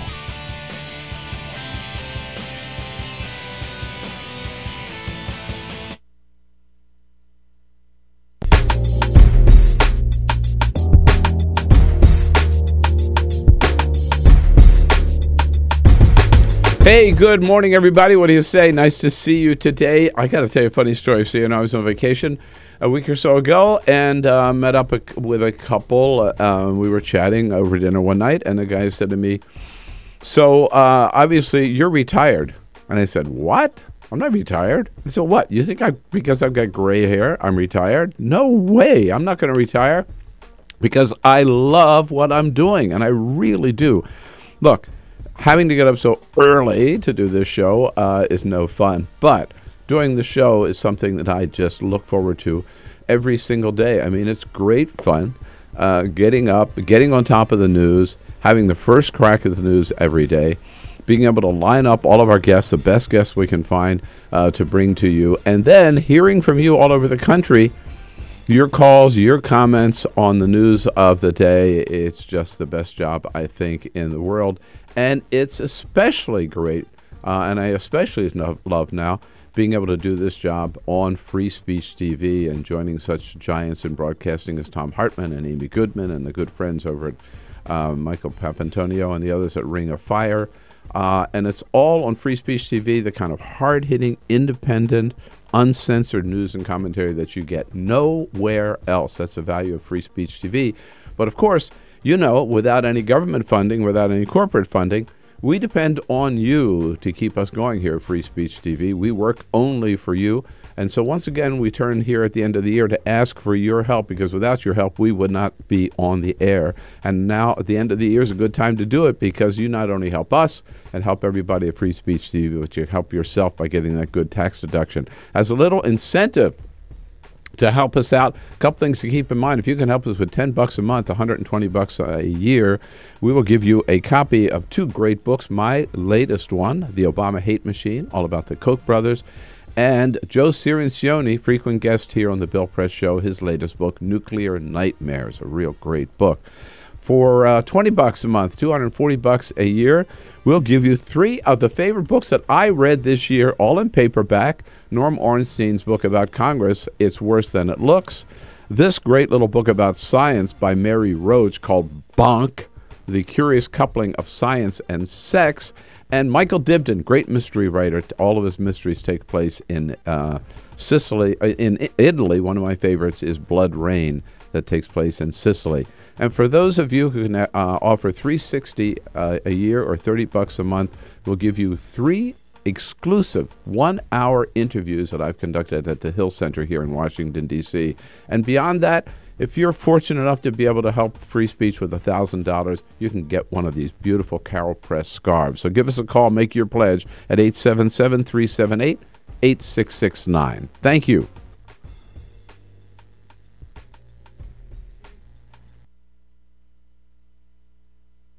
Number 5.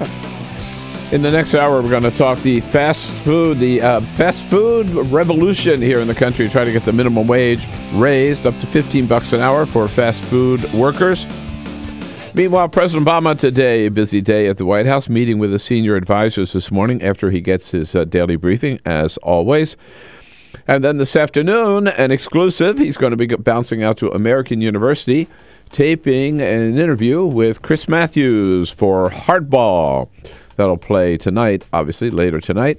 At 4:10 p.m., the president will be delivering remarks at a Hanukkah reception with the First Lady, and then a second Hanukkah reception at the White House tonight at 8 o'clock. 2 Hanukkah receptions back-to-back at the White House. The holiday parties have begun. Our briefing with Jay Carney today at 1:30. Back for hour number 3 of the Bill Press Show. The Bill Press Show.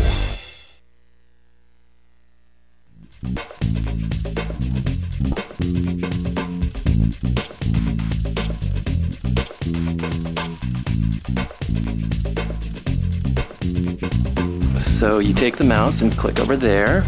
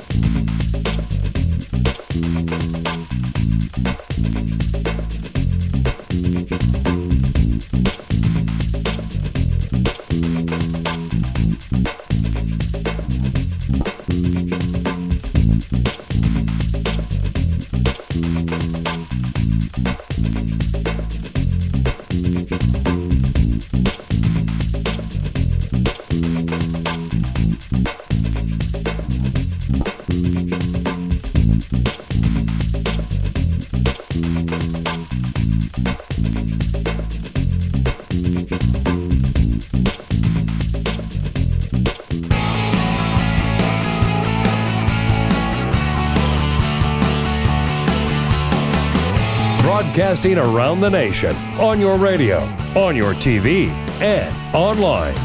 This is the Bill Press Show. Hey, they got no time for a farm bill, no time for immigration reform, no time for climate change, but Congress did find time yesterday to hold a hearing on life in outer space. Your tax dollars well spent again. Hey, good morning, everybody. Great to see you this morning. It is Thursday, December 5. And this is the Bill Press Show. We are booming out to you on your local progressive talk radio station, your morning progressive talk show, where it's a two-way street. Remember, we'll tell you what's going on every morning. We do for 3 hours, and you tell us what you think about it. Join the conversation anytime by just giving us a call at 866-55-PRESS. So good to see you this morning. Thank you for being part of the program nationwide. And, of course, if you phone, maybe you don't even own a phone anymore, or if it's just easier for you to send us your comments on Twitter, you can always do so at the BP Show. And on Facebook, join us at facebook.com/Bill Press Show. That's where all of our friends hang out, those friends who are not right here in the studio with us. We're talking about the team. Now, I don't know what's going on this morning. Every time I turn around this morning, people are sitting in different seats and standing in different places. But somewhere, seen or not seen is Peter Ogburn, who is still leader of the team here. Sitting in Peter's seat at this hour is Steve. There he is. Oh. There he is. Just to prove he still exists. Just to prove he's still there. Yeah, good. Go home. No, don't. Sitting in Peter's seat, flying the 747 this hour, Stevie Lee Webb. Hello, Stevie Lee. Thank you very much, Peter. I am not radio and television's Peter Ogburn. I'm just, well, maybe I am. Maybe I'm just wearing a wig today and putting on a silly accent. All right. Well, we're glad to have you here. Well, I'm glad to be here. Thank you. Bouncing across the pond for us today. Boy, are my arms tired. Yeah. Alicia Cruz has the phones covered, standing by to take your calls.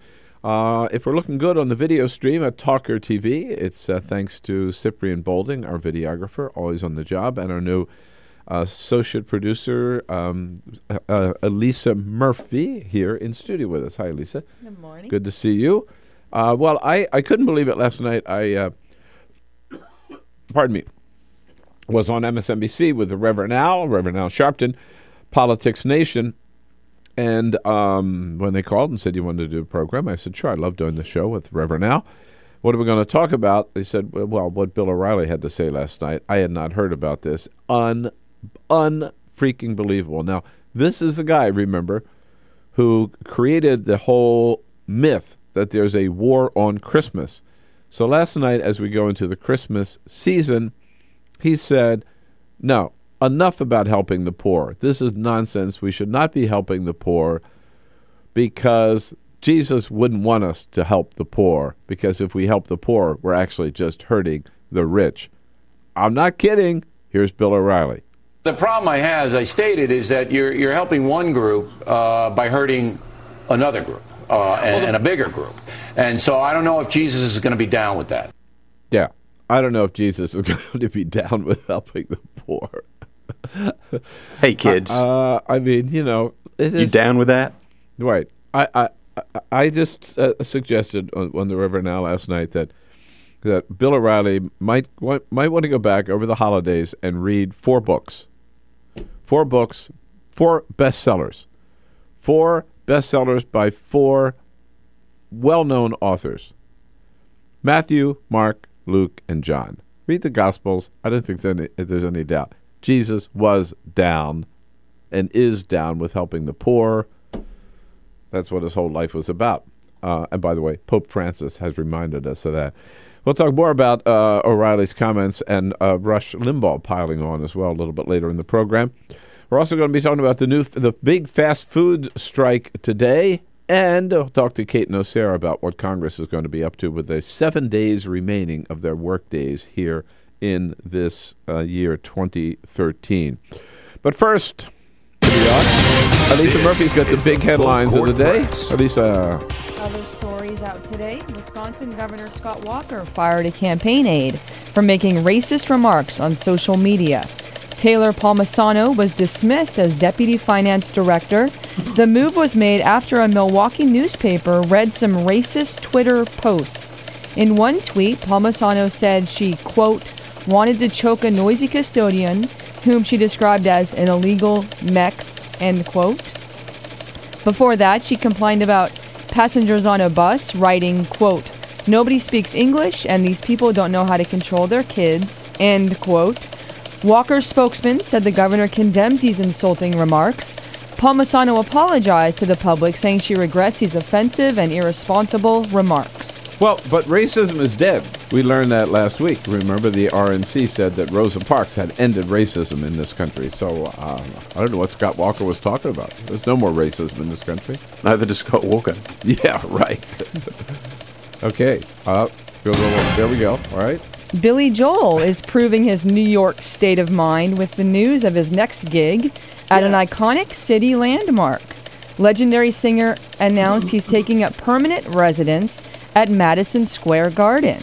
The monthly concerts begin January 27th, and the first 4 dates are already sold out. No, I saw that yesterday. That's incredible. Yeah, monthly shows. Monthly at Madison Square Garden. Yes. Wow, it's like the new Vegas. Yeah. It really is. You're right, New Vegas with Billy Joel. Yeah. Okay, and the final story we have today, time is running out for more than 40 pilot whales beached off Florida's Gulf Coast. Yeah. The whales are trapped in shallow water near the backcountry of Everglades National Park. A fishing guide discovered the pod of 51 whales Tuesday in an area known as Highland Beach. 6 of them were found dead yesterday and 4 others had to be euthanized. Many of the survivors are suffering from dehydration and malnutrition. The whales will need to make it at least 20 miles offshore to be safe in deep waters again. Yeah, I saw that story. That's so sad. It really is. Stories about pods of whales in different places beaching themselves or getting into waters where they don't belong. And the Everglades are not on the ocean, right? Aren't they? Sort of. I don't know. Yeah. Look. I don't think they're on the ocean. Yeah. No, I don't think so. I mean, the they're Everglades. just. I think they are off the coast, though. Yeah. So. I mean, I think of the Everglades as a great big interior part of Florida, not necessarily the coastal Florida. But when I saw that story, it's just so sad. I mean, come on, whales, get back where you belong. I hope they're able somehow to navigate them back into the waters where they'll be safe. At any rate, thanks, Elisa, for the story. Yeah, big story today across the nation. Fast food workers in 100 different American cities are expected to walk off the jobs to make the case that they ought to be making more than the minimum wage. They ought to be making at least $15 an hour, and they should be able to form a union to protect themselves and their families. From Madison, Wisconsin, with the Wisconsin Jobs Now campaign, the campaign manager, Jenn Epps-Addison, joins us on our news line this morning. Hi, Jenn. Thanks for taking time for us this morning. Good morning, and thank you for having me. I'm actually in Milwaukee. We have strikes in Madison, Milwaukee, and Wausau today, but I'm actually in Milwaukee and just came in off of the strike line. Oh, okay. Well, good. Thanks for joining us. Sorry I got that wrong, but tell us, so what's happening today, and how many people are taking part? Tell us about this protest at first. Well, thousands of low-wage workers in fast food and retail industries are walking off the job today for exactly what you said, a fair and decent living wage of $15 an hour and the right to form a union without retaliation.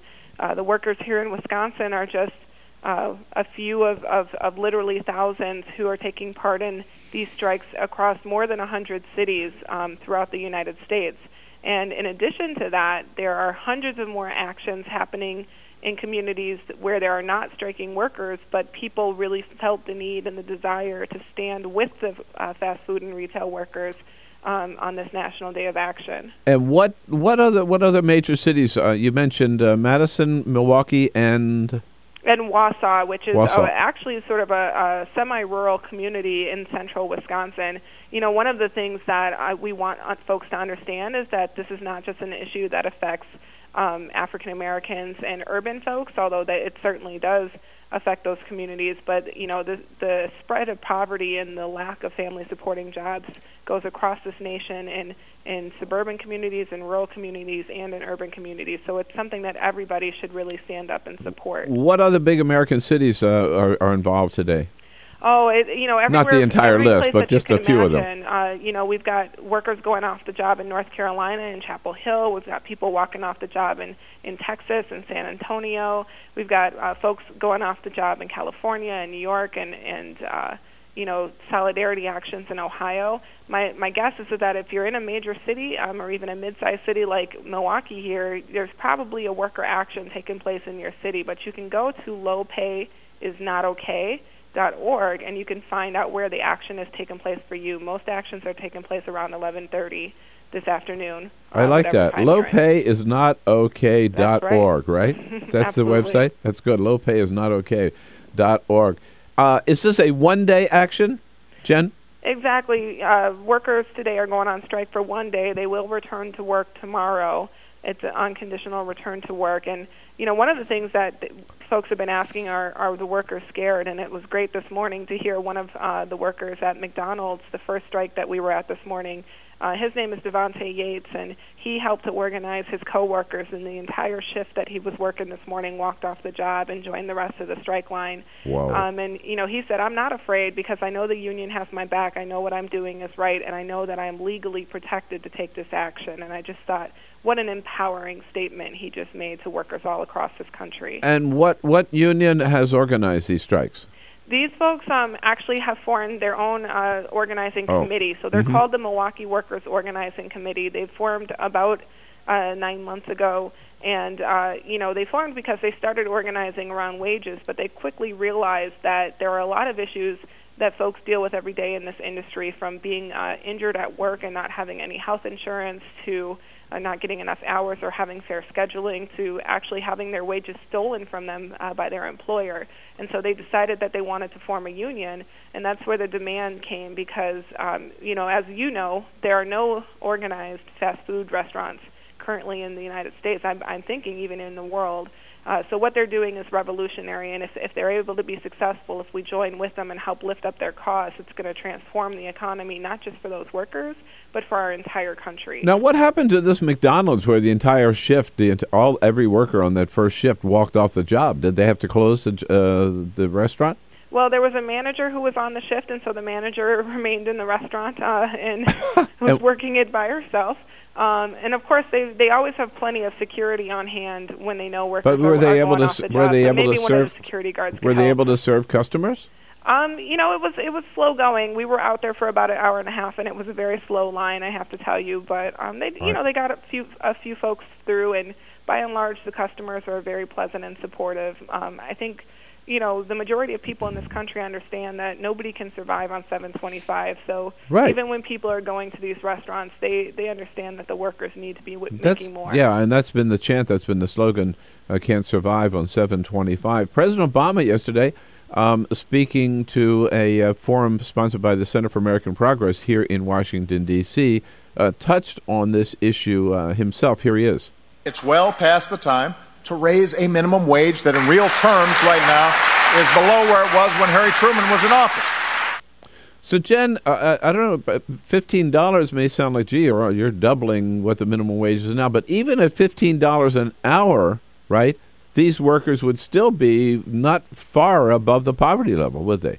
Right. I mean, I think what's sad is that wages and the rate that they've increased is so out of whack in this country that people don't even realize that $15 an hour still barely nets somebody $30,000 a year. So we're not talking about people getting rich. I mean, nobody's going to go buy a big $1 million house. They certainly are not going to accumulate anything near what McDonald's CEO makes. He made $14 million last year.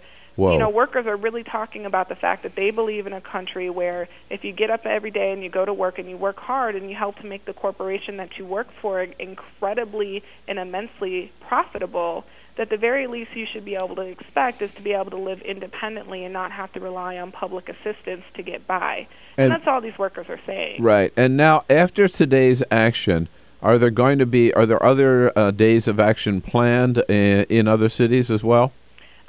So over 100 cities are participating with worker strikes, and there's almost 100 more that are having solidarity actions. Mm-hmm. We really think the momentum on this is the tides are turning. Not only did we have President Obama and his labor secretary issue responses to the strike, but we also saw Pope Francis a week ago talk about the Catholic doctrine and the need that income inequality is the defining moment as well as President Obama. So I think that the tides are turning, and there's momentum to actually win some great victories. We saw in Seattle, they've already implemented a $15 an hour living wage for the workers at the SeaTech suburb of Seattle, the airport. Right. So it's already happening for people who said it can't happen. It's already happening just a year after these workers went out on I strike. think it's a great movement, a great cause, and I admire the way you're going about it. Jenn Epps-Addison is with Wisconsin Jobs Now. It's with wisconsinjobsnow.org. And again, if you want to find more about the fast food strike, go to lowpayisnotokay.org. Thanks, Jenn. We'll let you get back on the picket line. Thank you so much, Bill. All right. Bill Press Show, Thursday morning. Seen on Free Speech TV and online on TawkrTV. This is the Bill Press Show.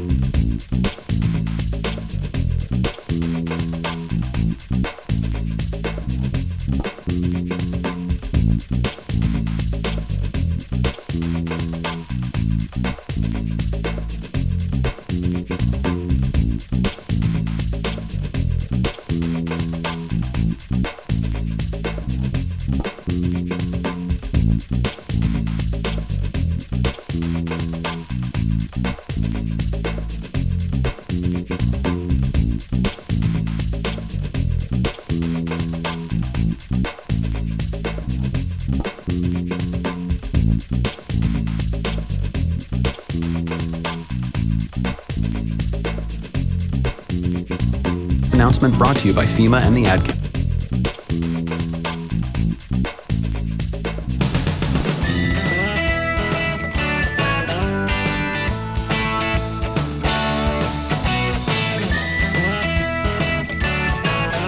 Connect with The Bill Press Show on Twitter. Follow us at BP Show and tweet using the hashtag WatchingBP. This is The Bill Press Show. So Congress has 6 or 7 days left, the House does, in their work schedule for this year, 2013. What is going on, and can we expect anything to be done on any front? Kate Nocera covers the Congress for Buzzfeed, and she will be here in studio with us in this our last half hour together this morning. It's unbelievable what some of these conservative Republicans will say, at what lengths they will go to try to protect their wealthy friends, the top 1% of the people in this country. But Rush Limbaugh proved that there is no limits to how low they will sink yesterday when it's not enough to attack President Obama. I mean, he does that with regularity. Yesterday, he even reached out to attack the Pope Francis, for standing up for the poor, which Rush Limbaugh says makes him a real Marxist. The Pope here has now gone beyond Catholicism here, and this is pure political. But regardless what this is, somebody has either written this for him or gotten to him. This is just pure Marxism coming out of the mouth of the Pope. There's no such unfettered capitalism that doesn't exist anywhere. Pure Marxism, pure politics. So what has Pope Francis said? Pope Francis has said that people of all faith, and certainly Catholics, and whom he speaks for, should get back to the basic message of the gospel, which is to help and to serve the poor, which this Pope not just talks about, but he does by going out at night without any fanfare, without any TV cameras, and privately helping the poor and the homeless in Rome. And for that, for being true to the message of Jesus Christ, Rush Limbaugh, of all people, says the Pope is a Marxist. Rush Limbaugh doesn't know what the hell he is talking about. This is the Bill Press Show.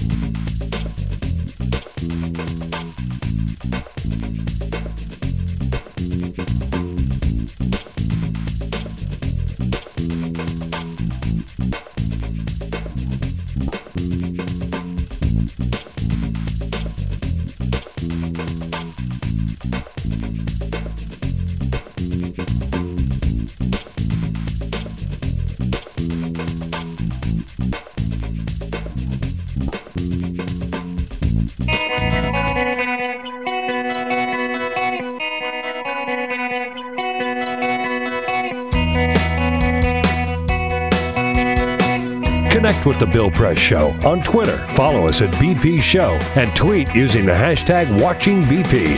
This is The Bill Press Show. Okay, 33 minutes after the hour. Here we go. The Bill Press Show on a Thursday morning. December 5. Those of you watching on the video stream can see that I'm prepared for winter. Got my beautiful hand-woven scarf by Carol Press and it's around be my like neck. 67 degrees today, Bill. It is going to be? Yeah. Well, in the studio it's not. Okay. At any rate, just wanted you to know you can... you don't have to be jealous of this scarf. You can get your own. Go to our website at BillPressShow.com, and up the upper right-hand corner, Carol Press scarves will show you there many of the different colors and fabrics that she's got available and designs, and you can get in touch with Carol and maybe get one for yourself or someone you love at this Christmas season. Check it out. This is rayon chenille. She also makes them in bamboo. Now, here, actually, I brought another scarf in for you, Kate. That would have been nice. How do you like it if you this is December 5 and you knew that between now and the end of the year you just had to put in 6 more work days and then you'd be done. And those work days are not heavy lifting either, by the way. That's what is up with the United States Congress. Kate Nocera covers the Congress for Buzzfeed, one of our favorite guests, and it's nice to have you in studio again. It's always good to be here. Thank you very much. So what can we expect out of this? Well, let me put it this way. Already, before the end of the year, 2013 has been rated as the least effective single year in the history of the Congress, and the 212th Congress has been rated the least productive ever. Why? Because we have a divided Congress, Bill. I don't know if you've been paying attention the last 3 years. No, they hate each other. And we're about to enter total silly season. We're about to enter election season. In February, it'll really kick off in earnest, but we've kind of been in it for the last couple months. I mean, we're never out of campaign. We're never out of it. Anymore. And what the House has kind of figured out, that if they do nothing, it's actually better for them. Right now, all they need to do is sit back and kind of watch Democrats scramble around the Affordable Care Act, and that's it. Right. They're not going to do anything else. They're passing these, messaging bills. They're passing, sort of the smaller bills that the Senate is never, ever going to take up. And that's all they have to do right now. Right. And John Boehner was asked about this by you and your colleagues. Right. And when we're talking about this 6 days, by the way, we are talking about the House, right? The House. And the Senate is in, I think, for 4 or they're in for 8 more days, because they're out this week. Mm-hmm. And so then they come back on Monday, and they'll probably be in for about 8 days. They always get Friday off, though. Speaker Boehner was asked about this yesterday, and he said, "Hey, don't blame us. It's those guys' fault." Stevie, if we have that first, here's John. Both the House and Senate have to do their jobs. The House continues to do its job. It's time for the Senate to get serious about doing theirs. Now, I might point out the Senate has passed a farm bill. The Senate has passed an immigration bill. The Senate did pass a gun safety bill. The Senate did pass ENDA. Right. None of which have moved at all in the House. But John Boehner says, no, look at all the gazillion bills that we have passed this year. Well, when you look at the number of bills passed by the House and the paltry number of bills passed by the Senate, you can see where the problem is. But you called most of the bills that the problem with that statement is that most of the bills that they've passed in the House are what you called, that was a good phrase, messaging bills. Messaging bills. Right. Which they know are going nowhere. They're bills that, I mean, it makes sense for them, right? They're bills that reflect the priorities of the Republican But they're House. not serious. But they're not bills that are going to move. And if you look at what the Senate has done, like specifically on immigration, that was a big comprehensive bill. Bipartisan. The Farm Bill was a big bipartisan bill. And if a farm bill doesn't get passed, they passed those two little bills, the farm bill bills, so they could go to conference. And that's really struggling right now, too. I mean, if a farm bill doesn't come out of conference, that's a pretty big deal. So what you said, I think, is true. Well, first of all, that one of the reasons that the House hasn't accomplished anything is because the people who are really running the House today, this is at least my version, who are the Tea Party minority, they don't want to accomplish anything, right? They're proud of the fact that they can go home and said, we promised you less government, and damn it, we delivered. Yeah, and right? and I mean that is certainly part of it. Their constituents don't want them to block what is coming out of the Senate. So if you have all of your constituents saying, please don't pass immigration, please don't pass NDUP, stop this, stop big government, then they have done their job according to the people that have voted them into office. So it's difficult for anyone who's looking at the big picture to kind of understand what's happening. But if you are a constituent of one of these members and they share your philosophy, then they're doing exactly what you sent them there to do. Chris Van Hollen was sitting right where you are, the ranking Democrat on the House Budget Committee, Tuesday morning. We talked about this, and Congressman Van Hollen said this could change overnight. You could, in 24 hours, you could make it one of the most productive sessions of Congress if only one thing happened. If John Boehner would allow the full House to vote on immigration reform and and the other issues we talked about, which is true. I mean, Boehner himself could change this, couldn't he? Yeah. But he chooses not to. He could, and that's the message coming from Democrats right now. Is their message is we can walk and chew gum at the same time, and Republicans can't. They're so singularly focused on repeal of the health care law that they can't do anything else. And so the message from the top of the Democrats is, they had a big poster. I think it was on Tuesday. It was like the scorecard, and everything was an F for House Republicans. Farm bill, budget, ending the sequester, and stuff that Democrats say they would absolutely support if it just would and could come probably to the floor. get the votes for enough Republican votes to pass in the House. Yeah. I mean, every one of those things. At least Congressman Chris Van Hollen and Congressman John Yarmouth said yesterday the same thing. That every one of those would pass the House if that gets Boehner in a lot of trouble every time he does that. Though he's done it on several things. Sandy, violence against women, fiscal cliff, and the most recent and the shutdown deal. And he gets a lot of heat for it every time he does that. He doesn't like doing it. And you know what Harry Truman said? Can't stand the heat. Get out of the kitchen. Get out of the kitchen. Right. No, exactly. So I want to come back to something you said. So Republicans, I agree with you. They figured, no, we'll do nothing. And we'll be okay because Obamacare is going to collapse, and then the Democrats will be scrambling, and we're going to run on Obamacare, and we're going to win on Obamacare. The only thing wrong with one thing wrong with that picture, I think, is what if by spring Obamacare is actually working and people are actually signing up? Well, and people are actually talking about the success they have signing up, and it looks like we're moving in that direction now. Then they're left with nothing to run on, aren't they? It's going to be pretty hard if they don't come up with something to sell themselves. People hard for Republicans if they don't come up with their own plan. And Boehner even the other day, said, I believe it was Luke Russert who asked, if you would put a replacement bill on the floor before 2014.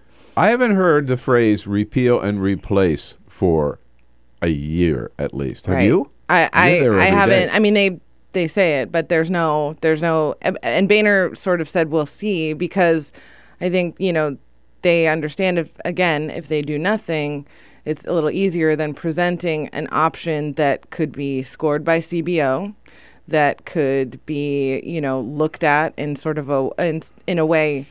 I mean, if you want to do a pick and choose your own adventure insurance, that's going to be expensive.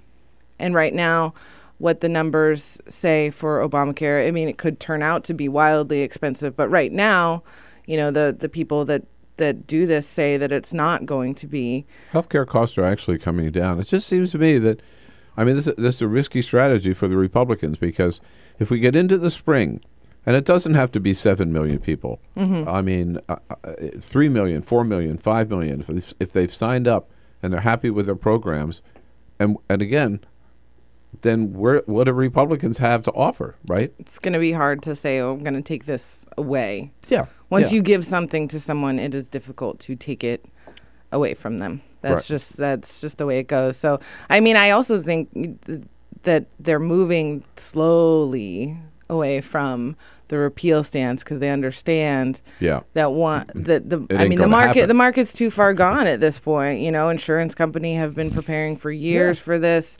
People have invested, billions of dollars in this law, and if it all goes away, there's going to be a lot of stakeholders and consumers who are going to be upset about that. Kate Nocera on the job every day covering the Congress for Buzzfeed, BuzzFeed.com, here in studio with us. Good chance for you to get your questions and your comments in. Maybe you've been on the website in the last couple of days. A lot of people have. 1 million people on Monday alone. What's your experience been? Tell us about it at 866-55-PRESS. We'll be right back. This is the Bill Press Show.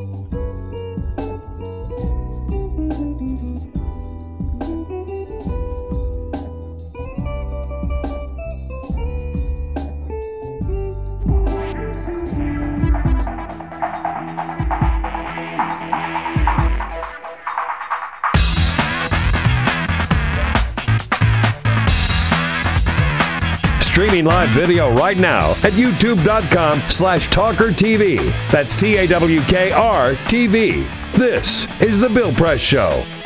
12 minutes before the top of the hour here, winding up on a Thursday, December 5. Good to have you with us, and especially good to have Kate Nocera in studio with us with Buzzfeed, buzzfeed.com. Buzzfeed, if you go to the Buzzfeed site, you can find out anything about anything, including the latest cat videos, of course, right? There's something for everyone on BuzzFeed.com, and we think it all works in perfect harmony together.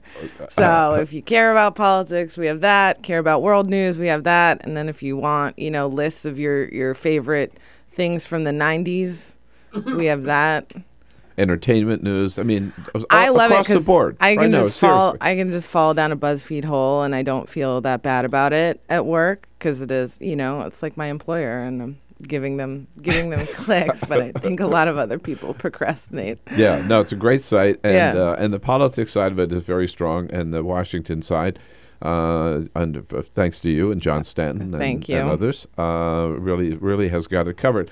Now, we've been talking about this Congress, particularly the House.